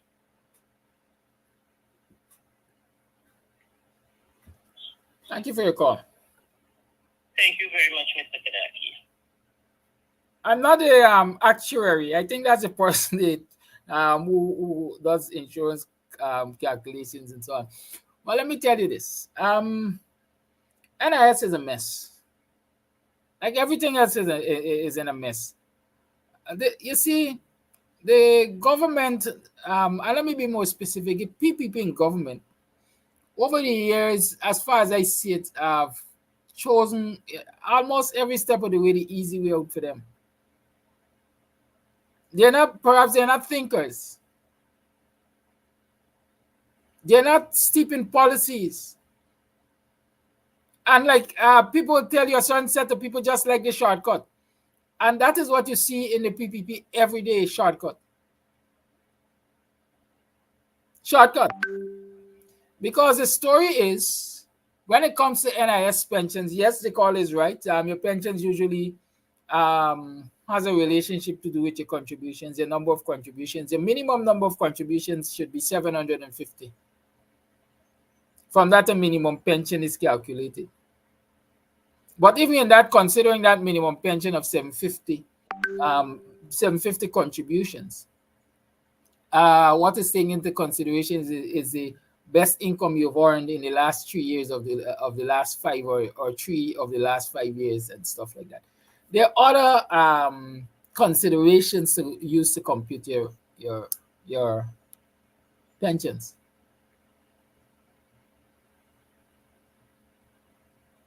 And so when everybody is at a minimum pension because of their quote-unquote minimum contributions, and over the years, NIS pension increase has been tied, or were tied, let me say, to the increase in public service wages and salaries. But since they seem to have a moratorium, if I want to call it that, on increasing public service wages and salaries, they have not been increasing NIS pensions as tied to the public servants' wages and salaries. Sometimes they increase the public service wages and salaries, the NIS pension has got no increase. And so in the last budget, I think they said they were going to be increasing the minimum pension to some figure which I really and truly don't know. I can't remember. I'm being honest with you. Good? And so now that minimum pension has been increased, when the call is saying that some persons are going to get the increase and others won't, it is because the minimum pension has been increased. Only the minimum pension they have increased. And so one will argue now that those people who made minimum contributions are now closer to those who made, in this instance, I'm going to say maximum contributions. So you did the least and you can end up getting as much as those who did the most. I think that is the concern of most pensioners right now. Good? That those who are at minimum have been increased and are now closer to where those, let's say, were at medium or above, and they see it as unfair to them because all of us contributed. Some of us contributed more than others. And so if there's going to be an increase to pensioners, then every pensioner should get an increase. I think that is where the gripe is. But like I said, these quick fixes are used by the current administration because they don't want to go into the nitty-gritty of adjusting every scale, right, to make it right. It's a similar situation. I hate to go back to this, but I will have to mention it. It is a similar situation of taking the easy road that resulted in the coalition government in 2015 immediately going to power and granting themselves increases. A lot of the naysayers argue that it was out of greed that the coalition government granted themselves increases. Some argue that they granted themselves 50% increase. That will continue to be a big argument, and you will have a lot of disagreements there because, again, the reality is everybody did not get a 50% increase. As a matter of fact, very few persons got a 50% increase when that increase was done by the Coalition for Ministers and Parliamentarians. And what necessitated that increase, from my understanding, is that because when Burnham wanted whatever his name as Attorney General, he had put together a special package for him. Sridhar Ramphal, I think, is the name. A special package for him. in order to get him to come and work for the Guyana government, because the wages and salaries at that time maybe weren't competitive enough to get Ramphal to come and work, because he was going to make much more elsewhere. And so I understand that the government at the day, Burnham, put together a special package for him. And so he wasn't paying taxes and so on, and he was earning more money than the prime minister, at least modern day. Right? The AG was earning more money than the prime minister modern day, and wasn't paying taxes and so on. And so in order to quote unquote right that wrong, the coalition government had to make adjustments in those whatever, I don't know what to call them, those senior political positions, let me call them just that, salaries, so as to make a clear separation of remuneration between the prime minister and the attorney general, for example. And so in order to really move the prime minister upward, away from the crowd, I think the prime minister might have gotten a 50% increase. Winston Jordan most likely is on the program. He can offer us some clarity on that, because that's my understanding. And I hope I'm clear enough. But sometimes government has to make difficult decisions to right previous wrongs. A lot of people are accustomed to saying, but it was like that all the time. Does that make it right? Should we continue to perpetuate and perpetrate wrong on the nation because it was like that all the time? If we don't take hard decisions and hard positions to changes in our society, we're going to get a society that will be decadent and lawless. And that is what is happening in this country. When you look at some of the laws in this country, you want to know if this is like people ask if this is a real place. Is Ghana a real place? Is Ghana a real place? A modern society, you got people building 8-foot road or street, whatever you want to call it. A single vehicle can use it at a time. And pedestrians have to squeeze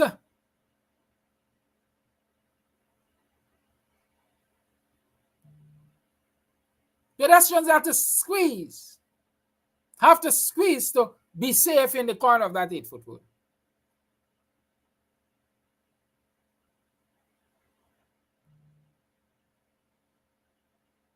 There are many, many, many other examples.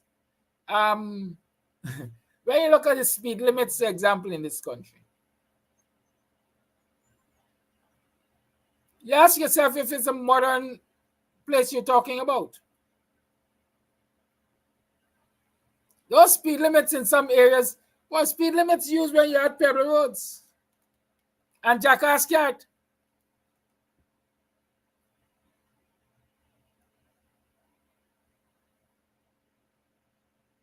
Picture you crawl into Georgetown.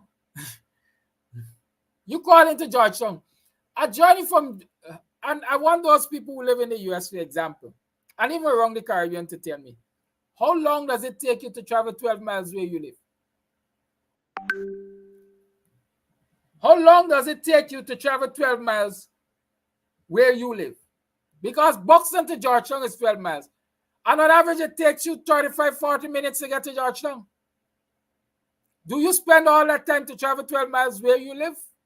Those of you who live in the quote-unquote modern developed countries, call it your life. Good morning, Mr. Amsterdam. I totally agree Guyana is not a real place. And lawlessness permeates in Guyana from top to bottom. Now, I had a legal case yesterday, actually a complaint, before the Complaint Authority for Lawyers, whatever they call it. And it was thrown out. And this is after the lawyer never appeared before the Complaint Authority. But they claim what I was asking for, they couldn't do. What was I asking for? The complaint is I used this lawyer for a matter. When the matter matter was called before Justice Navendra Singh, the lawyer did not show up. He did not file his affidavits on time. But while in the court, we text him to ask him where he is. He said he has an emergency and he's going to send a colleague. The colleague came, never knew he was coming to the trial. And my question is, if he had an emergency, a family emergency, then documents would have been filed. You cannot not prepare your case, and then on the day of the case, you did not show up, but claiming an emergency. The judge dismissed the case, and the opposing attorney asked for cost. Guess how much is the cost? 1.6 million Guyana dollars for cost. Okay, now we reached out to the lawyer. I reached out to the lawyer, and he said, oh, it's his fault, whatever, he's going to take responsibility, and we're going to appeal. Guess what? He did not file the documents for the appeal on time, so the appeal court threw the matter out. I reached out to the ombudsman, who called the lawyer and said he could prove he did file the appeal. The judges in the appeal said if he can prove that those appeal was filed, the appeal documents were filed, they would rescind it. Until now, the lawyer has not proven he filed the appeal documents on time. So here now we come to the complaints authority. And that is what happened yesterday when they threw it out, because now you have to, I filed this complaint as a layman, as no lawyer, because no lawyer in Guyana would take on a case to file against their colleague. And this is why Guyana is the way it is. Now, I have a genuine matter, in my opinion. Won't a lawyer take that on, you know, to file this complaint or a suit or whatever has to be done? I don't know. I'm not a lawyer. So they said, okay, you can do this as a layman. I went to the complaints authority and I fill up this form, which is just specific questions. What am I looking for? All I'm asking is that this lawyer be held responsible to pay this cost, even if it's half. They threw the matter out after many adjournments, and then yesterday they're claiming they cannot give me what I'm asking for. So I have to refile it, and the only thing we can ask for is either disbarment or suspension. And let me give you this little caveat. I specifically chose that lawyer because he's a black brother. Could have been my son. And that is what we get. That's just some information for Guyanese. It really is not a real place. $1.6 million for cost. Thank you for having me. Bye. Thank you for your call. And I'm sure this is only the tip of the iceberg when it comes to what I might want to call misbehavior on the part of a lot of our legal representatives. The complaints have been long, from way back when, since, as I would say, Noah was a boy. Allegations have been made against lawyers of failing to uphold their end of the bargain in these cases. And at the end of the day, who suffers? The client suffers, right? And like this call is saying, usually when you go and you complain, because it's all fraternity, like the medical fraternity and the legal fraternity, it's all fraternity. Nobody wants to hammer the other one for doing the wrong thing. And so they get them a tap on the wrist, if anything at all. The client suffers. The client pays. In this instance, the call is saying it's $1 million cost to her. The lawyer got beard up and assured that the lawyer had his fees paid, at least up front, right? In functioning democracies, I am sure that client would have gotten some form of justice, if we can call it that. And so I encourage you, you have to refile your complaint and ask for disbarment or suspension. If you think you're going to get satisfaction out of suspension, go for it, because I am almost sure that's the only thing that will happen. Unless there's a certain kind of hatred for that attorney in this country and in the fraternity. Otherwise, you're going to have to settle for suspension, if anything at all. But what about your financial loss? How does that satisfy you? Where's the quote-unquote restorative justice in this instance? Call it life. Yes, good morning. Good morning to you, and good morning to all my black brothers and sisters in Guyana. Happy Friday. Help is on the way, but we got to do our best and leave the rest of Mr. Abinatu. To you, my sister, call Mark, and Mark will make sure right and forth take a case, because last night Mark tell Auntie Daughter, Mark tell right and forth, go and help Auntie Daughter, because she was looking for a lawyer in Georgetown for what the PPP doing her. So call Mark, and let Mark introduce you to right and forth going to take your case. Don't mind all of them like for file case lead. Move a flat garden. You know, I always have to ask the question, is there any men in Guyana living? Or Guyana have any soldiers or army for stabbing brutality towards black people? I see a video with Mel. I take time out and listen of video. This is a young poor black boy who was arrested. But I don't care a damn if you arrest for rape, murder, thief, or what. The Constitution still represent him.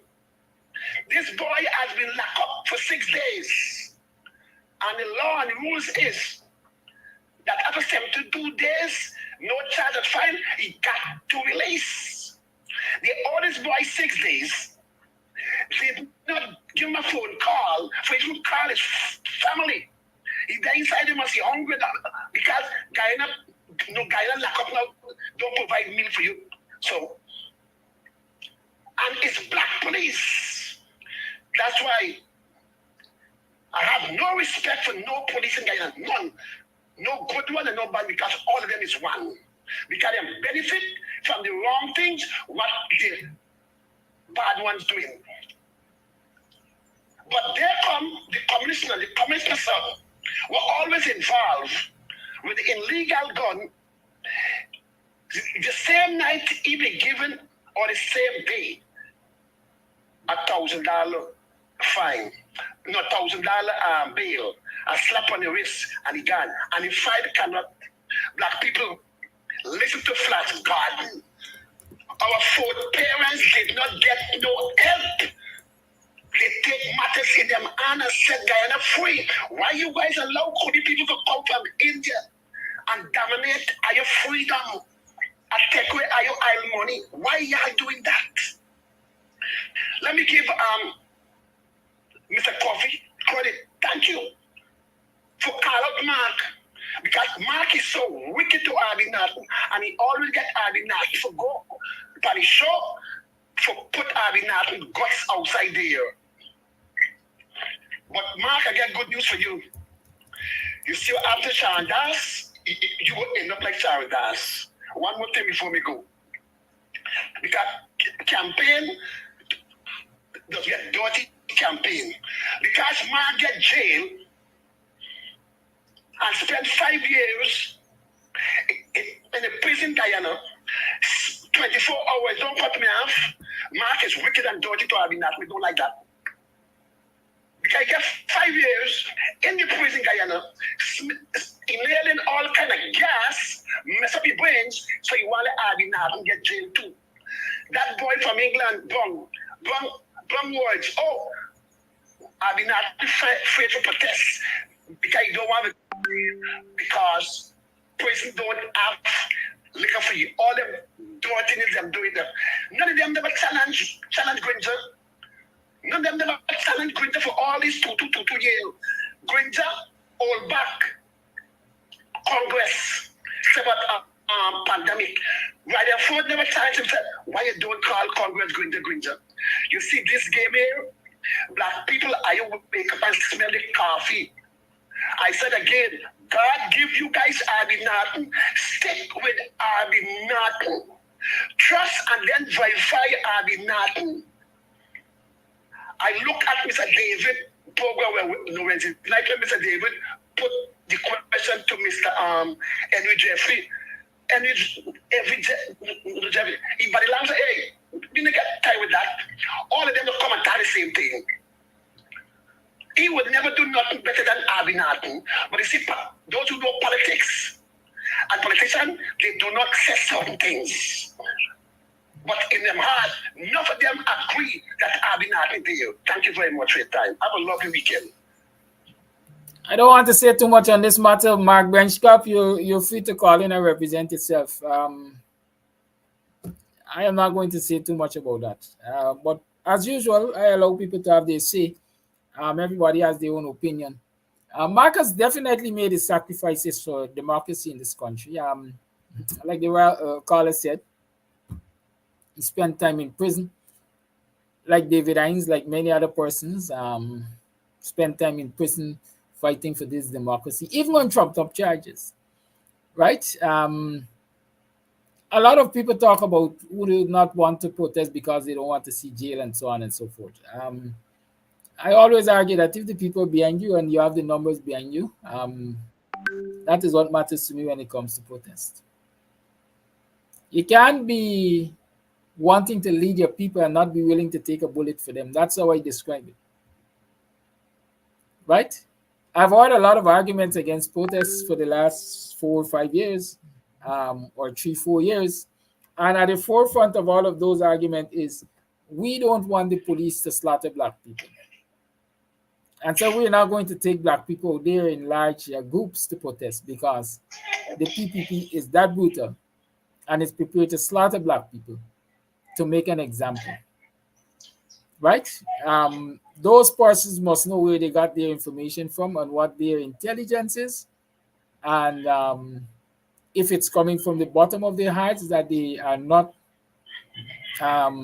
if they take people there, they will put them at risk of being slaughtered, right? A lot of us, as we say, don't criticize a man unless you walk a mile in his shoe. Many of us are not in many other people's shoes. And so sometimes we criticize from the curb. Who feels it knows it. Who is in the house knows where it is leaking. I have no doubt that as leader of the opposition, Arby Norton has access to more information than even I would have. And so maybe he's better informed than many of us when he makes certain decisions. That's all I want to say. But Mark, feel free to call, and I will permit you the right of response to the flash. Call it live. Yeah, good morning, Kadaki. With the last statement there and the last point, you're so right. Because I could remember when we were on the protest line one day, when you had the thing with the charge for making noise and so, I could remember when the police came up to you. When we go to end up really going to the bitter end, and you as the leader of that protest, you made certain, if you only because was the police and they were the charger for cussing, but you became so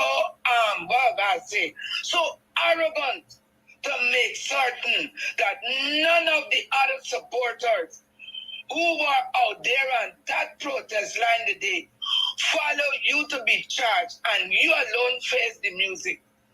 And when people, leaders, study the implications, I don't say you must not protest, but I saw that in New Kadaki.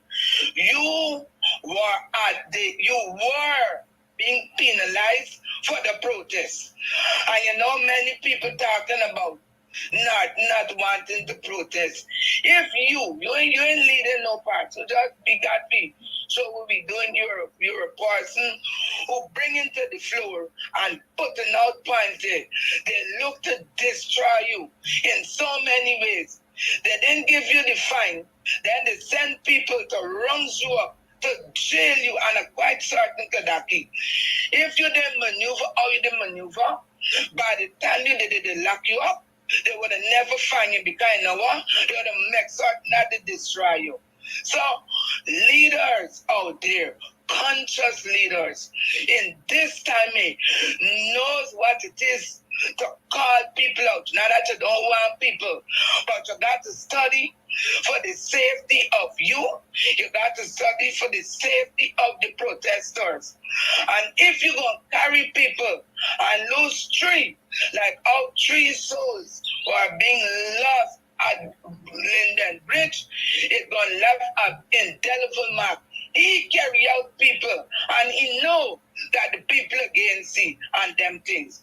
Now, with Roysdale Ford and Amanza, they are protesting to get at the top to be the leaders. And I think that it is time now that they come out and show their leadership qualities in whatsoever way possible. And let this thing go smooth. If you want to be a leader and you don't show yourself, people wouldn't know what they are getting from you as a leader. So people wouldn't be putting their backs behind you. So they should come out. At least Norton has made a name because he got single-handedly and won the local government election. That unto this day, the 12th of April 2024, the GCOM body cannot come out and give an official report on who have won the 2023 June 12th local government elections. Up to now, we can get up. Now, yesterday, a man calling about this rice thing, this fertilizer thing. I think that man should get on to you.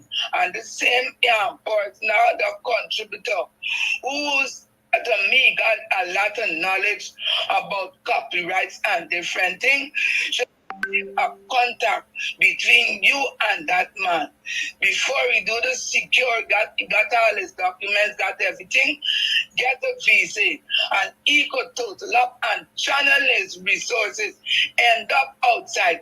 And in the meantime, the person outside looking for somewhere where he could have his product done. And when he finished doing it through the farm outside, let it come back to Guyana. Because if they could get it, it's done with. Because what they like to do is to know that they are the creators of everything. The woman who spoke about the lawyer, so lady, that was done to me.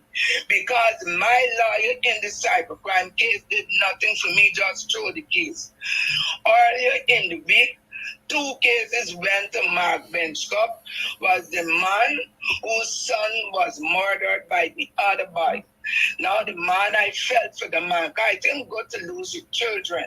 And to see that the minister, none of them cannot give that man any type of solace. At least the child should have been held accountable.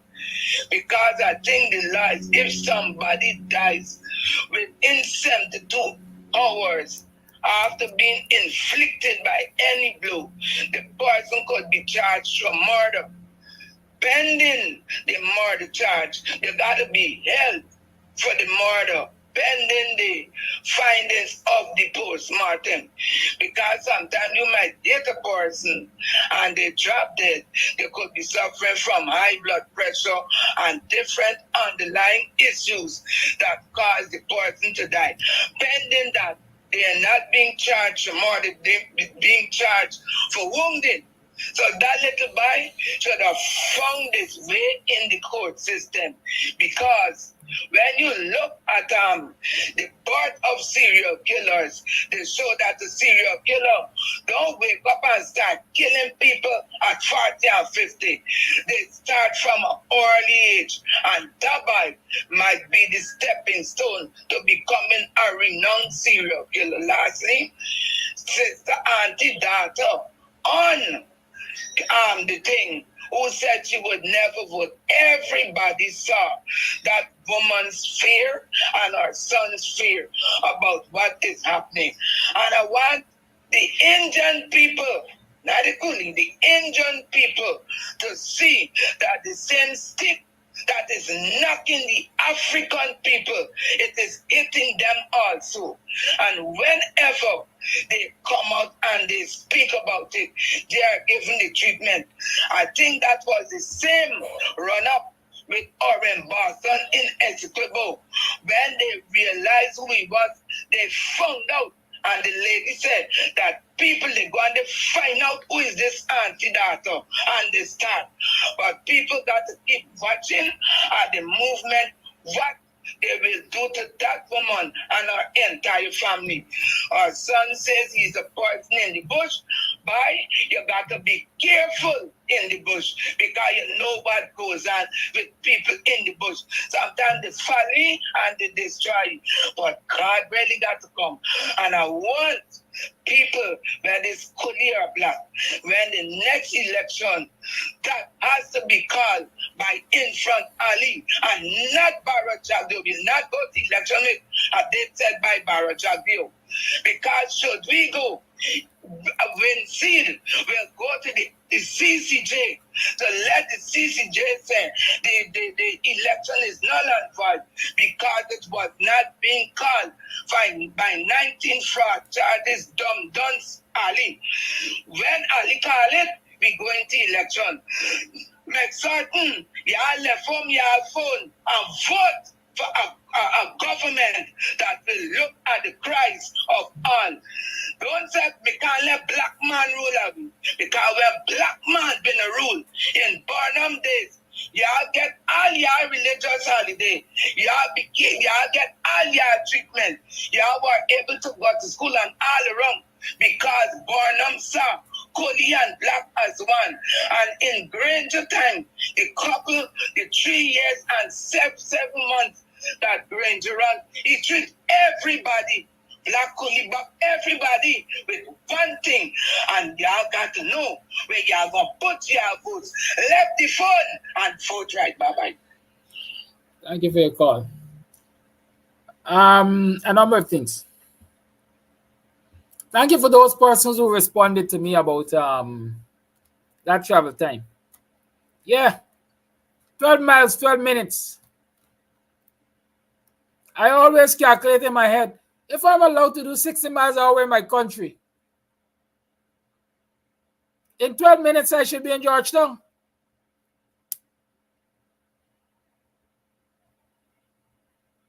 You give and take a little, you give and take a little hiccup here and there. 20 minutes.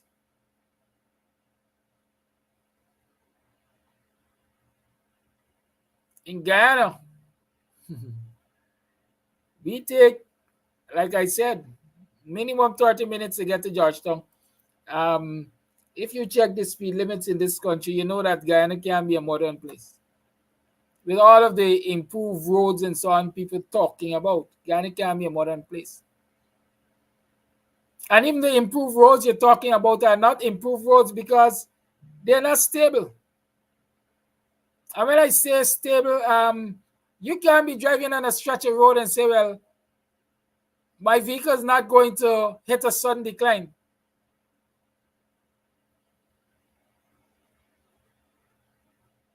Because even the new roads that they're building are improperly built. And, it can be, at least in the least, I say, a frustrating thing. I'll tell you all a story. When they were doing the East Coast Road, The sections of the road, the East Coast Road that the Chinese did, I think maybe the best sections of road in this country. Anybody can contest that. I think it was the best section of roads in this country. The East Coast Road that the Chinese built. I think one PPP parliamentarian described it as glass bottom road, how it was smooth.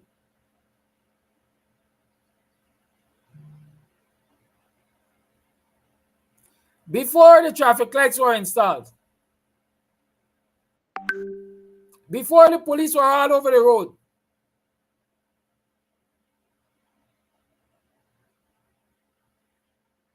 when people were allowed to use their judgment to drive, at most it would take me 80 minutes to get to Georgetown.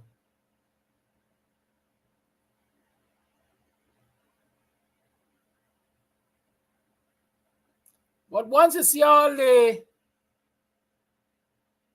quote-unquote traffic controls were put in place and the speed limit and this and that and the other, I challenge any of y'all to make Georgetown within 80 minutes, right? We are not doing good enough. We're not doing good enough as a people. We're not holding people accountable. Can you imagine? Your country is being taken to court for $90 million US. And not a single leader of your government has come out to the nation and say, well, these are the reasons why this matter is before the court for $90 million US. As a matter of fact, no local media house reported on it. You had to get it from a foreign media. In any other democracy, and I'm using any other democracy loosely because this is no darn democracy in this country.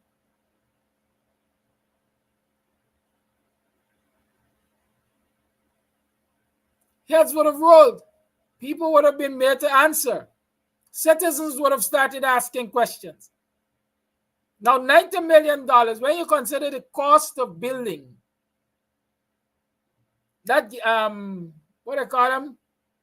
Wherever to shore natural gas facility or wherever they call it of wheels there. When you consider the cost of building it, $90 million US, it is a tidy chunk. It's a tidy chunk of the budget.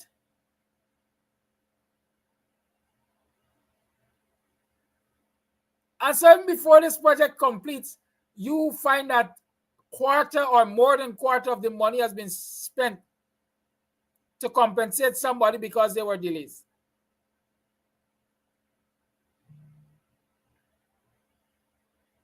Right? I don't know. I got some voice notes to play. It's Free Talk Friday. Lines remain open.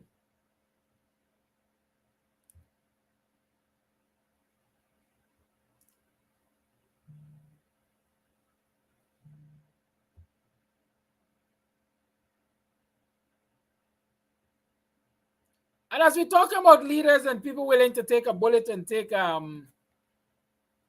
face the heat, say, for representing the people and calling out the wrongs of the society and so on.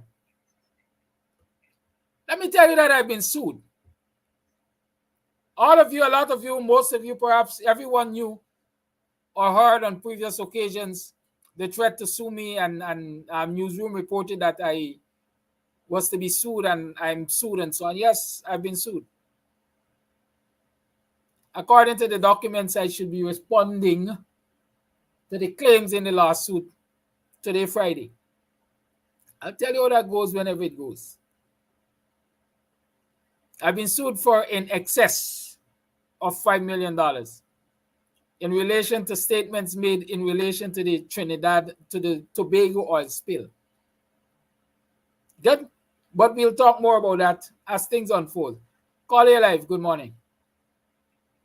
Good morning to you, Mr. Kadaki, and to all those in and out of diaspora, and God bless your program.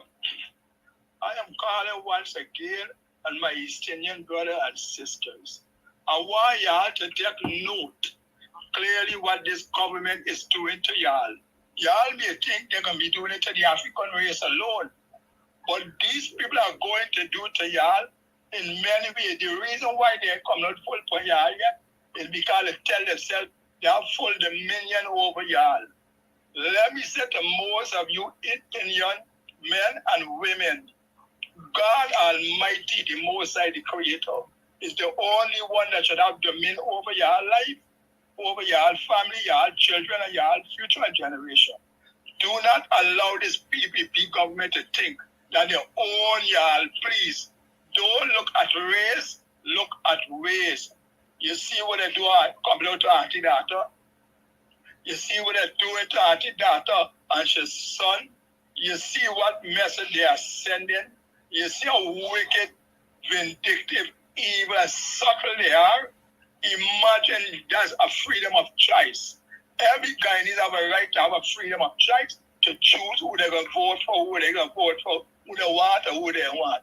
You see when she expressed her freedom of choice, you see the attack that let out to her. I want the Indian men, them especially again. Most of y'all are fishermen on the sea more than the African race. You see how they run and represent ExxonMobil. They don't care if they get an oil spill. They don't want the paying guarantee to take over so ExxonMobil can stand the expense. That is going to fall for the whole nation just in case of emergency. So I want my Indian brother and sister to really and truly understand. Y'all are going to get squeezed when you look at it. This tale is not about race, brothers and sisters. This tale about race, and they are hiding underneath race. They are using race because they tell themselves they have a monopoly for all the Indian. Come out, some of y'all come out and play then, and you can see what we're going to have again.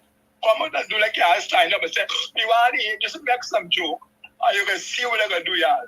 That is the wickedness this government is going on with. And I want Guyanese to come to them senses, because this thing is not just an African thing. So I want the Indian to realize what is going on upon the entire nation. This thing they are marginalizing is wickedness over righteousness. Look, all the roadways said they're going to say they're doing Mr. Kadaki and Guyanese. They're even putting some ripples on one, two part of the road. They're even putting the pedestrian crossing properly by schools. They're even putting signs. They're putting nothing proper. So how you talk about infrastructure? It's a kill out the Guyanese nation. It's a kill out our citizens. Our children are going to school. Where is the proper management? And they see the rainy weather will come. They can tell me if the road them is hard, too weather, sun or rain. So don't let me just look at the road now and just access. Wait when the rain come and then we can see how the road can stand up. But that's why I'm saying, Guyanese, y'all please come to yourself before it's too late. I know the African, they are there, both of them, because they are feeling it, because they got in the end of the sword stick. But I am talking directly to Mr. Jagdeo and Mr. Ali. Y'all are leaders, president and vice presidents. How y'all feeling? How y'all even know y'all do the entire nation, my brothers? How y'all feeling? And a matter of fact, I shouldn't call y'all brothers. Guyanese leader. How y'all, and there's no proper leader. No good leader. One who willing to give their life for the flock. No proper shepherd. That a good shepherd who willing to lay down his life to protect his flock. And if Mr. Jagneo, they are not willing to represent Guyanese nation and Guyanese. What are you still doing up there, Guyanese? Indian brothers say, why y'all still voting these people? Why y'all still supporting them? You will sit there against this nation? You know, my God, oh God, have mercy upon this nation. Guyanese, open your eyes now. Indian brothers say, open your eyes now. I'll tell y'all once already, I'll tell y'all again. Y'all generation is at risk. Y'all descendants, yes. All the Guyanese citizens is at risk with what these leaders said it with, especially Mr. Jagdeo. God bless you, Mr. Kadaki. God bless the program. And guys, we will get there by the grace of God. Police stop fighting down the citizens. Thank you for your call. I don't know the anti-data story. Let me start by saying, making that disclaimer. I don't know the anti-data story. But from the little bit I'm picking up, it seems as though the authorities moved to remove our fence. Is that what I read? That what I heard? How can the authorities move your fence if it's in the right place?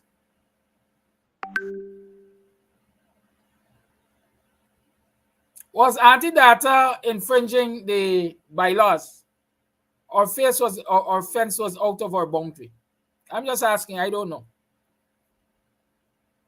Right? It might be wicked on the part of the PPP, or it might be retributive on the part of the PPP to have our fence removed from where it is. But is it legal to remove our fence from where it is?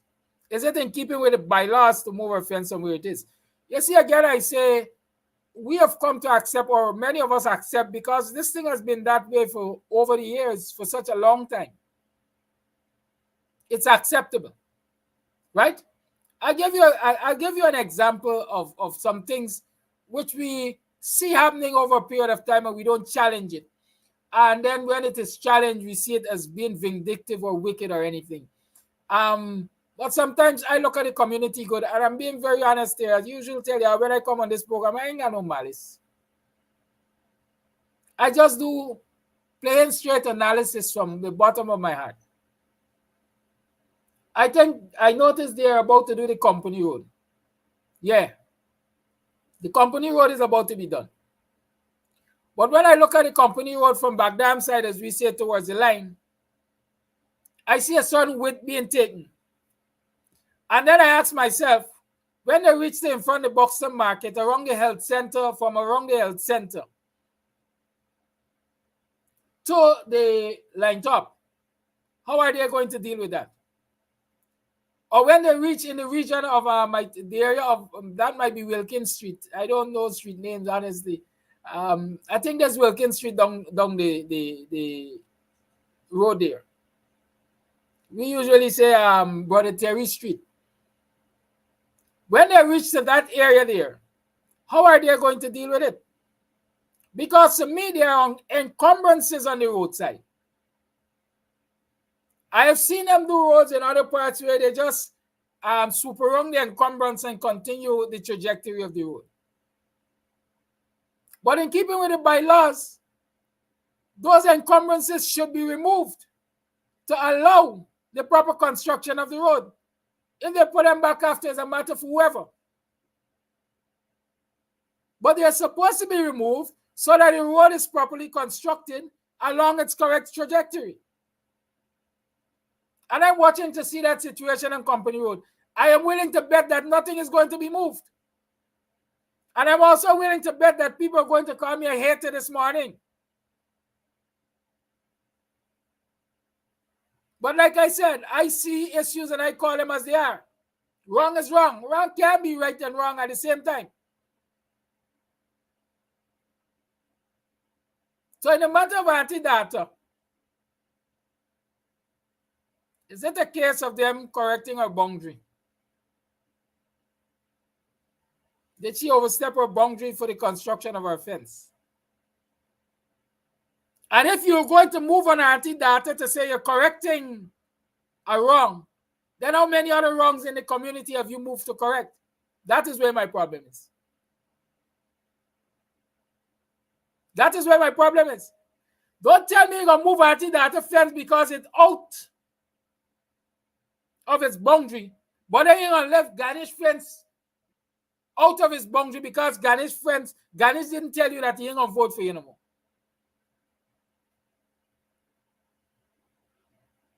And that is where law and order comes in a society. If it is wrong, it has to be wrong for everybody. They called a call and spoke about Hickens' son and a firearm. I don't know the details of that story again. I wasn't even investigating rank, I don't know. Somebody called me, they indicated the first call I got said it's Hickens' brother. Then I learned it is Hickens' son. I don't know who the person is. But carrying an illegal firearm in the society an unlicensed firearm is illegal. And so it should be illegal for every person. Again, in a functional democracy, the commissioner of police would have been made to go home for interfering with a police investigation, whether it concerned his son, his daughters-in-law, anybody. Because the investigating rank would have complained to, in this instance, the police complaints authority, and they would have taken action.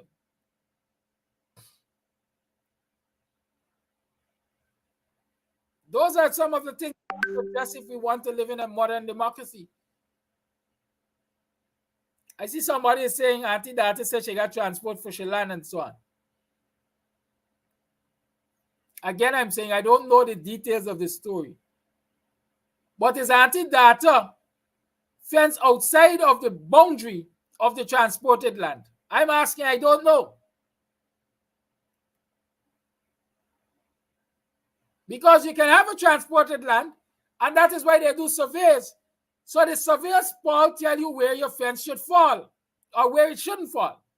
Did Auntie Data stick within the bylaws of the community that she lives? I don't know.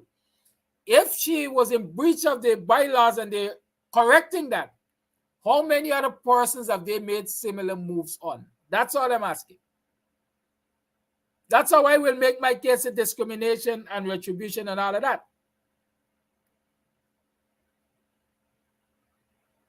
Like I gave the example on Company Road right now in Buxton. And there are many other roads in Buxton that can get the same impact if people are supposed to stick to the bylaws and do the right thing. I see a section of I'm gonna shut my mouth and move on. The authorities shall see what they have to see and do what they have to do. If they have the temerity, if they have the gall, if they have the gumption, if they are prepared to follow law and order and maintain law and order, or all of us shall continue to live in lawlessness, it's all on them. There's so many things wrong in this society that we accept as the norm. And for that reason, we don't challenge them. We don't want to do anything about them. And when people decide that they're going to do something about them, we see them as an attack on people. Voice note. Hey, Kidaki, good morning to you and your viewers. My concern is this. A couple years back, elderly people used to clean the gutter. Now, young people, 18, 19, 20, cleaning gutter. Nice young girls. Why? No jobs. Kadaki, a couple years ago, big people used to guard, watch people property. Now, it's 18, 19, 20. Nice young girls and nice boys. Can't get a job. You were telling your brother? Things make a terrible change in the bro. You understand? Young people can't survive. That's why the thieving. Why? The government not providing jobs to young people. In these depressed areas, doing roads and alley. Yeah. The big guns get the contract and give it to the little poor people in the ghetto, and they do the thing, and they thief for the money. Hey, Kadaki, how about giving a cash grant to people, empowered people, bro? How about empowering people with cash flow every month or every 3 months, bro? No. Why you need profile? No. Keep them in poverty. Keep them beneath them. So once they beneath them, the government could control them. And people with money could control the poor class people. But look, I bet you next year or year when they get them a little money, why? For vote. for trick black people. The youth cleaning gutter, the youth doing yard work. You tell you? Enjoy it, brother. Thank you for that voice note. Y'all take a look at Law and Order, guy now. Telephone number, mother name, father name, contact number. Shoot him, man. Continue, sir. Right? This is. I not Guyanese. They got nothing for you. Why you got? I'm glad you got the record. I know you would have come with something. Hey. You have a record. I want you to come here, sir. I know I would have come like that. I know I would have come. Hear me? But since I see I put it on. More than your So father. I know not a Guyanese. He's not a Guyanese. Probably can't come and take your profile. For what? No. Why you need profile then? Boss, for what?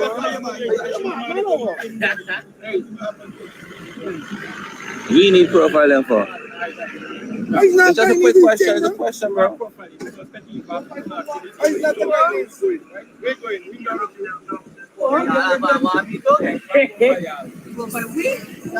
You know, using the word profile is very wrong. You can't use the word. You cannot use the word profile. You know. You cannot use the word profiling. He's not a Guyanese. And he is not a Guyanese, so you're in big trouble for that. Don't care where I name from me, man. They're asking you again, right? You know, you're asking Alex. This thing's simple, right? Not a Guyanese. I'm not concerned with that. If you're Guyanese or not, right? Police want to profile you, want that. You can't profile me for what? All right. You just come with the body and plan. But you're profiling me for? You're not speaking to you, right? I just say you for it. I just tell you why, right? Just tell you why. So me want to talk no longer. No, you gotta tell him, man. Nobody don't have no time. Wait till that your profile I and said nobody speaking to you, need have no time. that's it. I can represent you. Like, read every comment. Just show you just talk and he tell you what's going on. That's what I said just now. That's what I just said. Right? Me want to go out with all this hard talk. Hey. You man? Do it right way. Don't Just show your passport. Nobody don't Show your passport. Nobody don't say what Yo, do what you got to do the right way. You know better. Hey, you know better. You know better. Yo. Where you going? News, man. Where you going? You're going nowhere. You're going nowhere. You can't, you can't talk to You're man. going nowhere. You see police stand to you. What room you going on with, boy? Don't play Chan in my face, boy. Show you document. I don't care about who's you are, none of y'all, boy. These men come bitter. Yeah, but the answer y'all simple to y'all know y'all come around using the wrong set of words, bro. He just asked the man the money for his name and all them souvenirs. Everything in the passport. The conqueror, my cousin for you, man. You want to take the minutes out, ASAP? I don't care who you go to buy. Shamar, do it the right way. You're more educated than them. Do it the right way, here? Good. Every day people talking the same thing, like, Yo, do it the right way.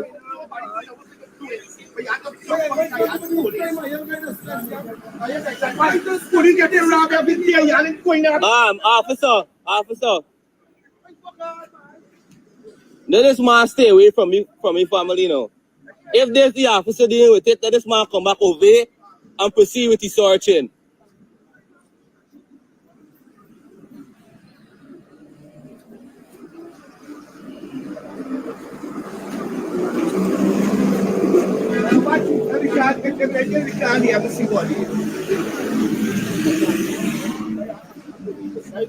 I don't know if you know who I is. They will talk to you, but let's go relax yourself. Is that right or wrong, man? No problem, no problem.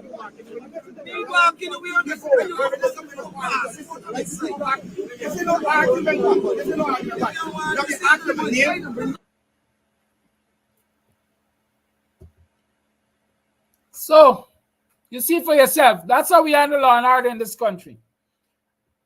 That is what you saw, but I want to share with you the comments I want to ensure I get it. I want us to see the content. Because this person went ahead to explain. Here is it. This is not the exact thing. There's one. I want to find the video. I look with because I want to share with you the comments on the video. Right, the comments on this video basically suggest, listen, if you know people, you don't have to face up this harassment that's taking place in this country because that's harassment. Based on the description in the video, the young man was sitting on a motorcycle at a corner. This particular police vehicle pulled up and the bacchanal started, let me call it that. You've seen it for yourself. You can assess if that is the correct way of policing. If that's the correct way of policing, we can start there. Is that the correct way of policing? Right? The other thing which is instrumental is revealing for me in this matter here is this young man in the description said, listen, the only thing that settled this matter was me calling a good friend at CID or Police Complaints Authority, whichever one. I can't remember. I want to find the comment.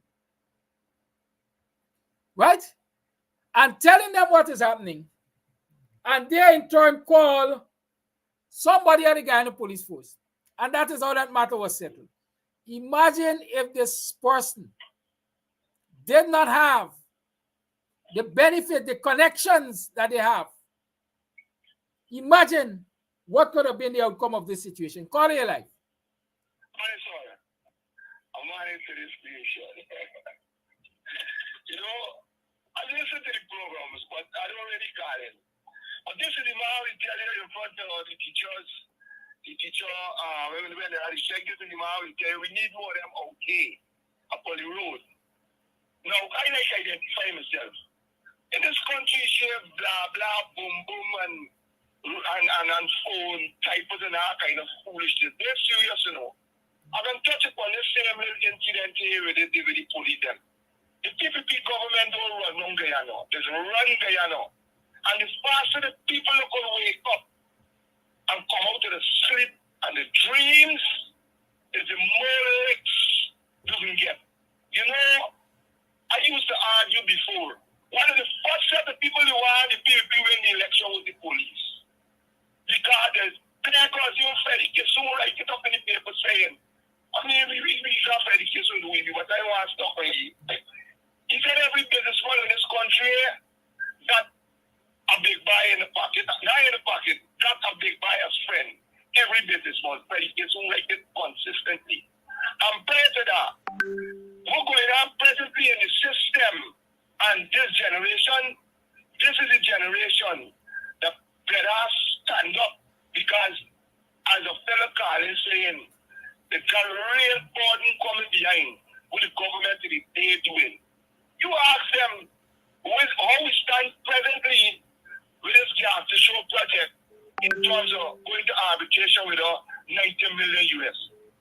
They don't have a clue. The basic thing they're interested in is the image and the day-to-day concern. That's what this society part of. And you know what's sad about it? We problem lie with among we as a people, with the struggle that we've been through slavery. And today, move away race, we choose to stand in a corner like mice. And even the ones in position, which is the PR, the PS, and the people within the giant service, the government of the day have successfully torn them, got them walking upon the hand and the trampling upon the people. So, there this generation seeing going on as you identify just now in terms of when you know people, younger mechanized, and how recently we had more than one issue with this gun story. Some big son had a gun and then he released, and then we recently had a story of these banks with a stopper vehicle and it had a gun in it, who went in the jail bag and nothing else come out of the story. We got much more than we see. Unless the people, especially these radio preachers, and they say again, I need the mountain, look back at the video, and make sure we face in the camera. We need more of them out there. They only talking all I know. There's a blah blah on the radio, blah blah on this program, type in and send message. You ain't know what. I see the next chapter one talk, but God don't line up in foolishness. The Almighty walk straight in a 90-degree angle. Most of the people got confidence in material things, man. So let them continue saying about God, and don't choose to stand up. The better ask no, because like these people sleeping, they're not the dollars. We've been taken for granted too long, and if we've been taken for granted too long, the only alternative is time for we to stand up. So they continue the sleeping and keep talking. One more thing come out of them. The more we people keep talking about Jagyo feel nice. The more they keep preaching about Jagyo feel nice. Because they're picking up their burden and do what they gotta do. They gotta get themselves together, and they don't need no violence coming in and block up people's place and protest. Not protest. They don't need no breaking up the place and looting and them kind of thing. All it needs is numbers in the streets. And start for what we need. What we need is a fair living. We got a high economy, and we want this money spent among the people. We want money. We want to have a strength, and not the money gonna come. Come bring the street to stand still. Even if it means line in the East Coast, line in the East Bank, line in the West Side, line up in the street, bring the place to stand still. It don't have to be by violence. The one that we choose to partake in foolishness, they would feel the wrath of the people that choose to stand up for cause. And one of the things that it need a preacher should start doing, and anytime they get a chance to see any wrongdoing, video and throw it up. Video and throw it up. Don't play for video and throw it up. This is the reason why you see the things we see, we live through in the 2002 crime spree, is why they happen now. Because these cameras, but you've got to keep the people videoing and throwing it up. But it set them with a talking, there and no change unless they choose to stand up.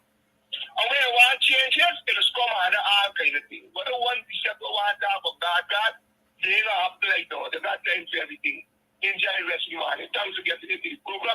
And I guess I might call a montage something again and give the blah blah talky want them the chance. Enjoy the rest of the day, man. Thank you, caller. I've had this thing on the screen. I hope you were able to read it, but I will read it for those of you who couldn't. Boy, it's just that they stopped me. I had my bike parked on the corner talking with a brother. And they pull up like, get off the bike and produce your documents. Note, I have all my documents intact, but just didn't had it on me.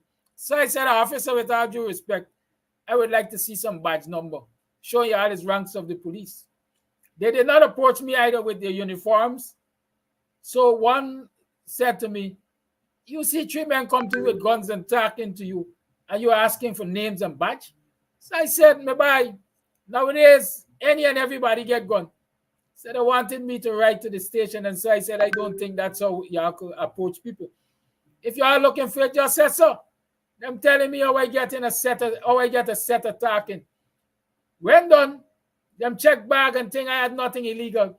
They still wanted to take me in, as they usually say, to see if they will break you so you can give them some cash. I said, what's the reason for taking me to the station? I said, all I was doing is sitting on the bike, and it's parked, and the keys are out. I was not riding on the road. They said, how it reach here? Then I said, man, but y'all didn't see me riding. So I said, let me make a call to see if this is the way y'all could approach me. I have a good friend who works at police complaints. I called and explained to him the situation. He talked to the corporal who was sitting in the car, and they decided to let me go because they know that approach was not how you should approach someone. And he said that he would be complaining to the head and them. They said the story done. The story don't need to reach so far that they will end it here and let me go. And the one what was saying, it doesn't matter who you call, you're going station, was the one who said sorry. Sorry, that me buy.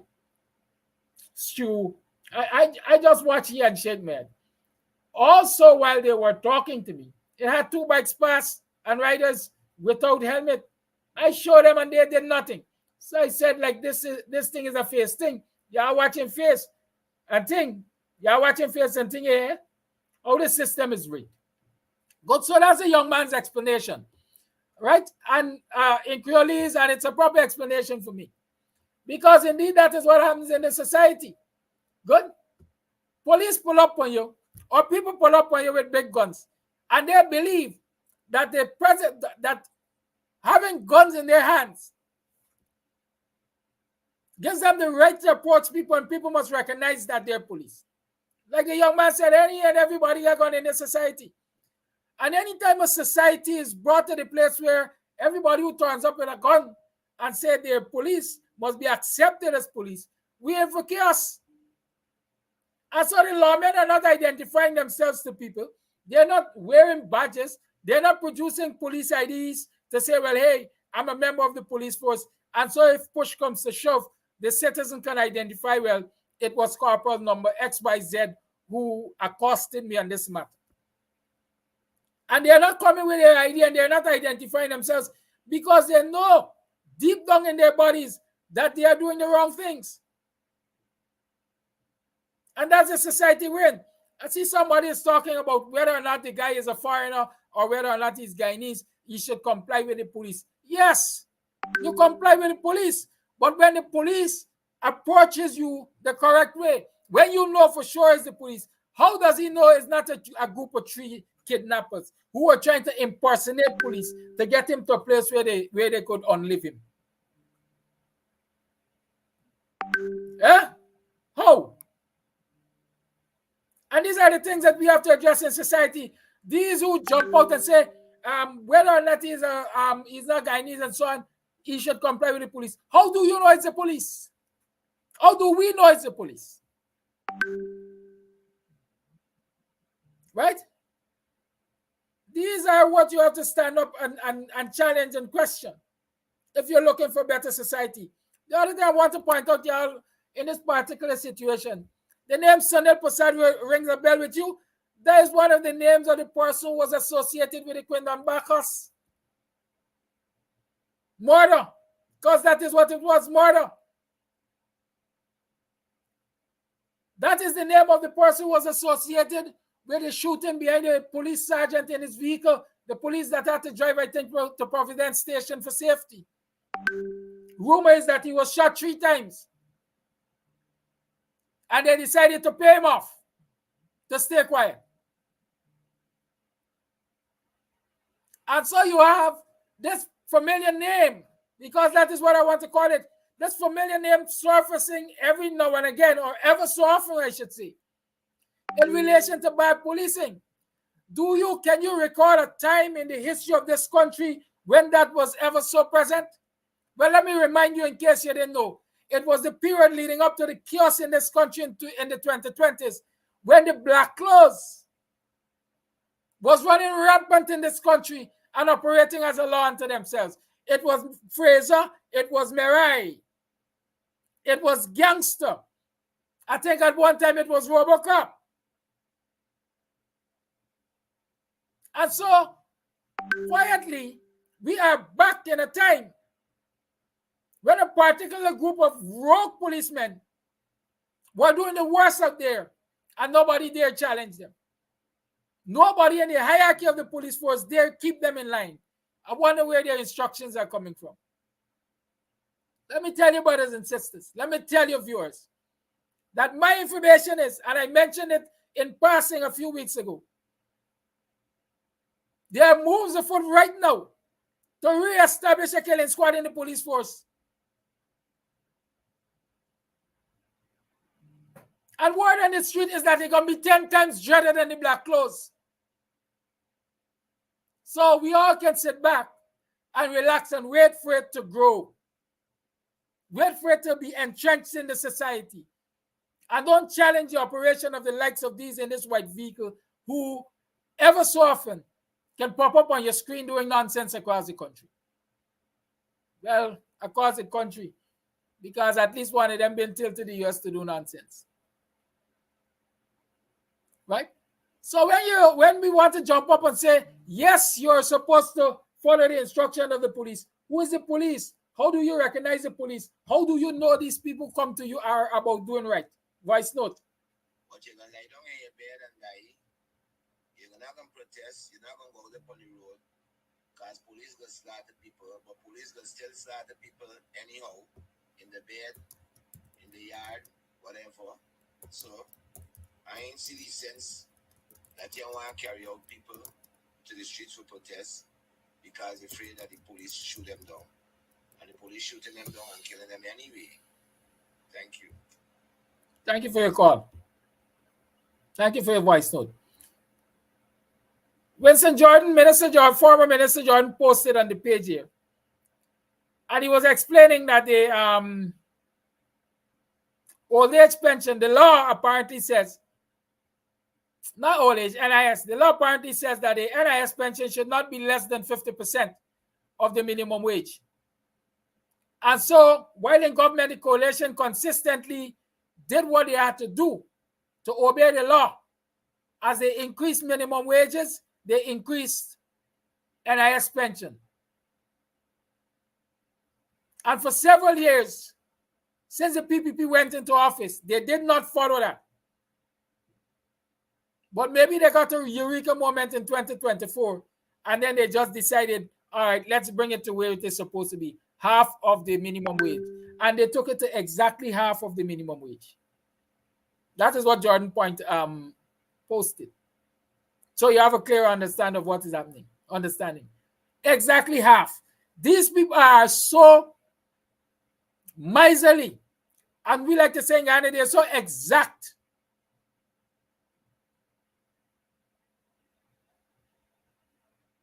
With the citizens, the employed poor, the dependents, they're so exact with them. But check and see what they're doing for themselves to enrich themselves. And check and see what they're doing for their friends and family. Check that.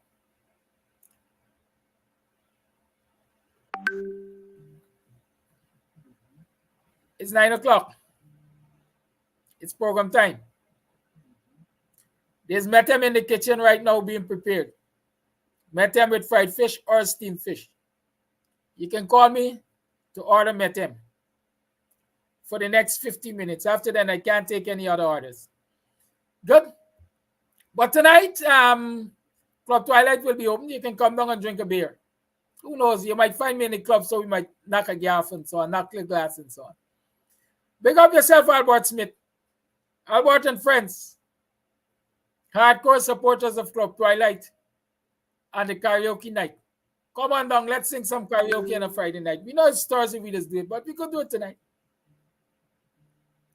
Like I said, today is the day I should be answering to a lawsuit. I don't know how that will go at the end of the day, but I'm telling you that I am in contact with the lawyers, and they will tell me the way forward today, and we'll see where it goes from there. On Monday, based on the advice of the lawyers, hopefully I will be able to read the contents of the lawsuit for you, so you get a clear understanding of what's happening. Good. But I can tell you it relates to my comments on the Trinidad, on the Tobago, let me be specific, Tobago oil spill, right? And articles that were published and so on.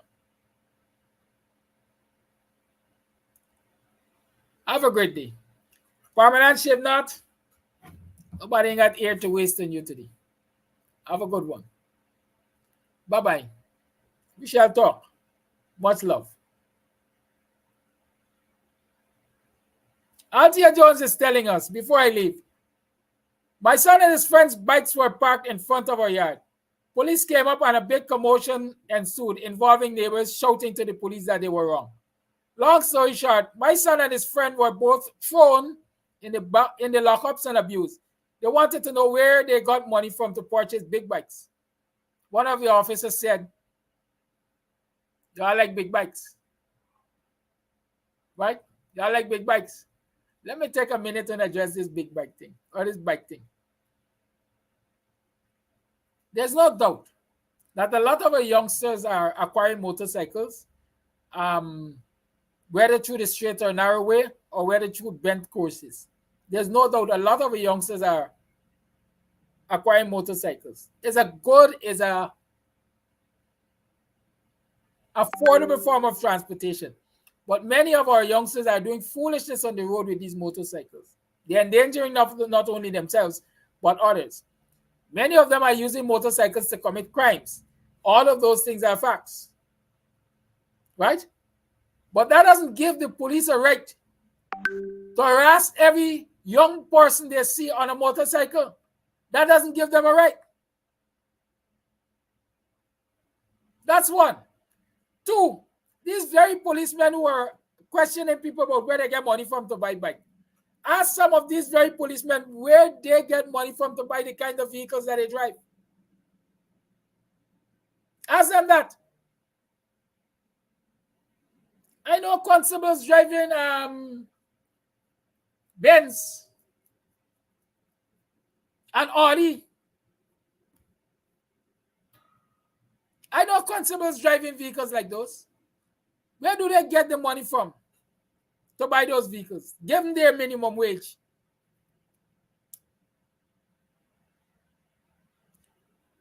So, as the saying go, thief not like see Mate with lang bag. Thief man not like see Mate with lang bag. Y'all have a good day.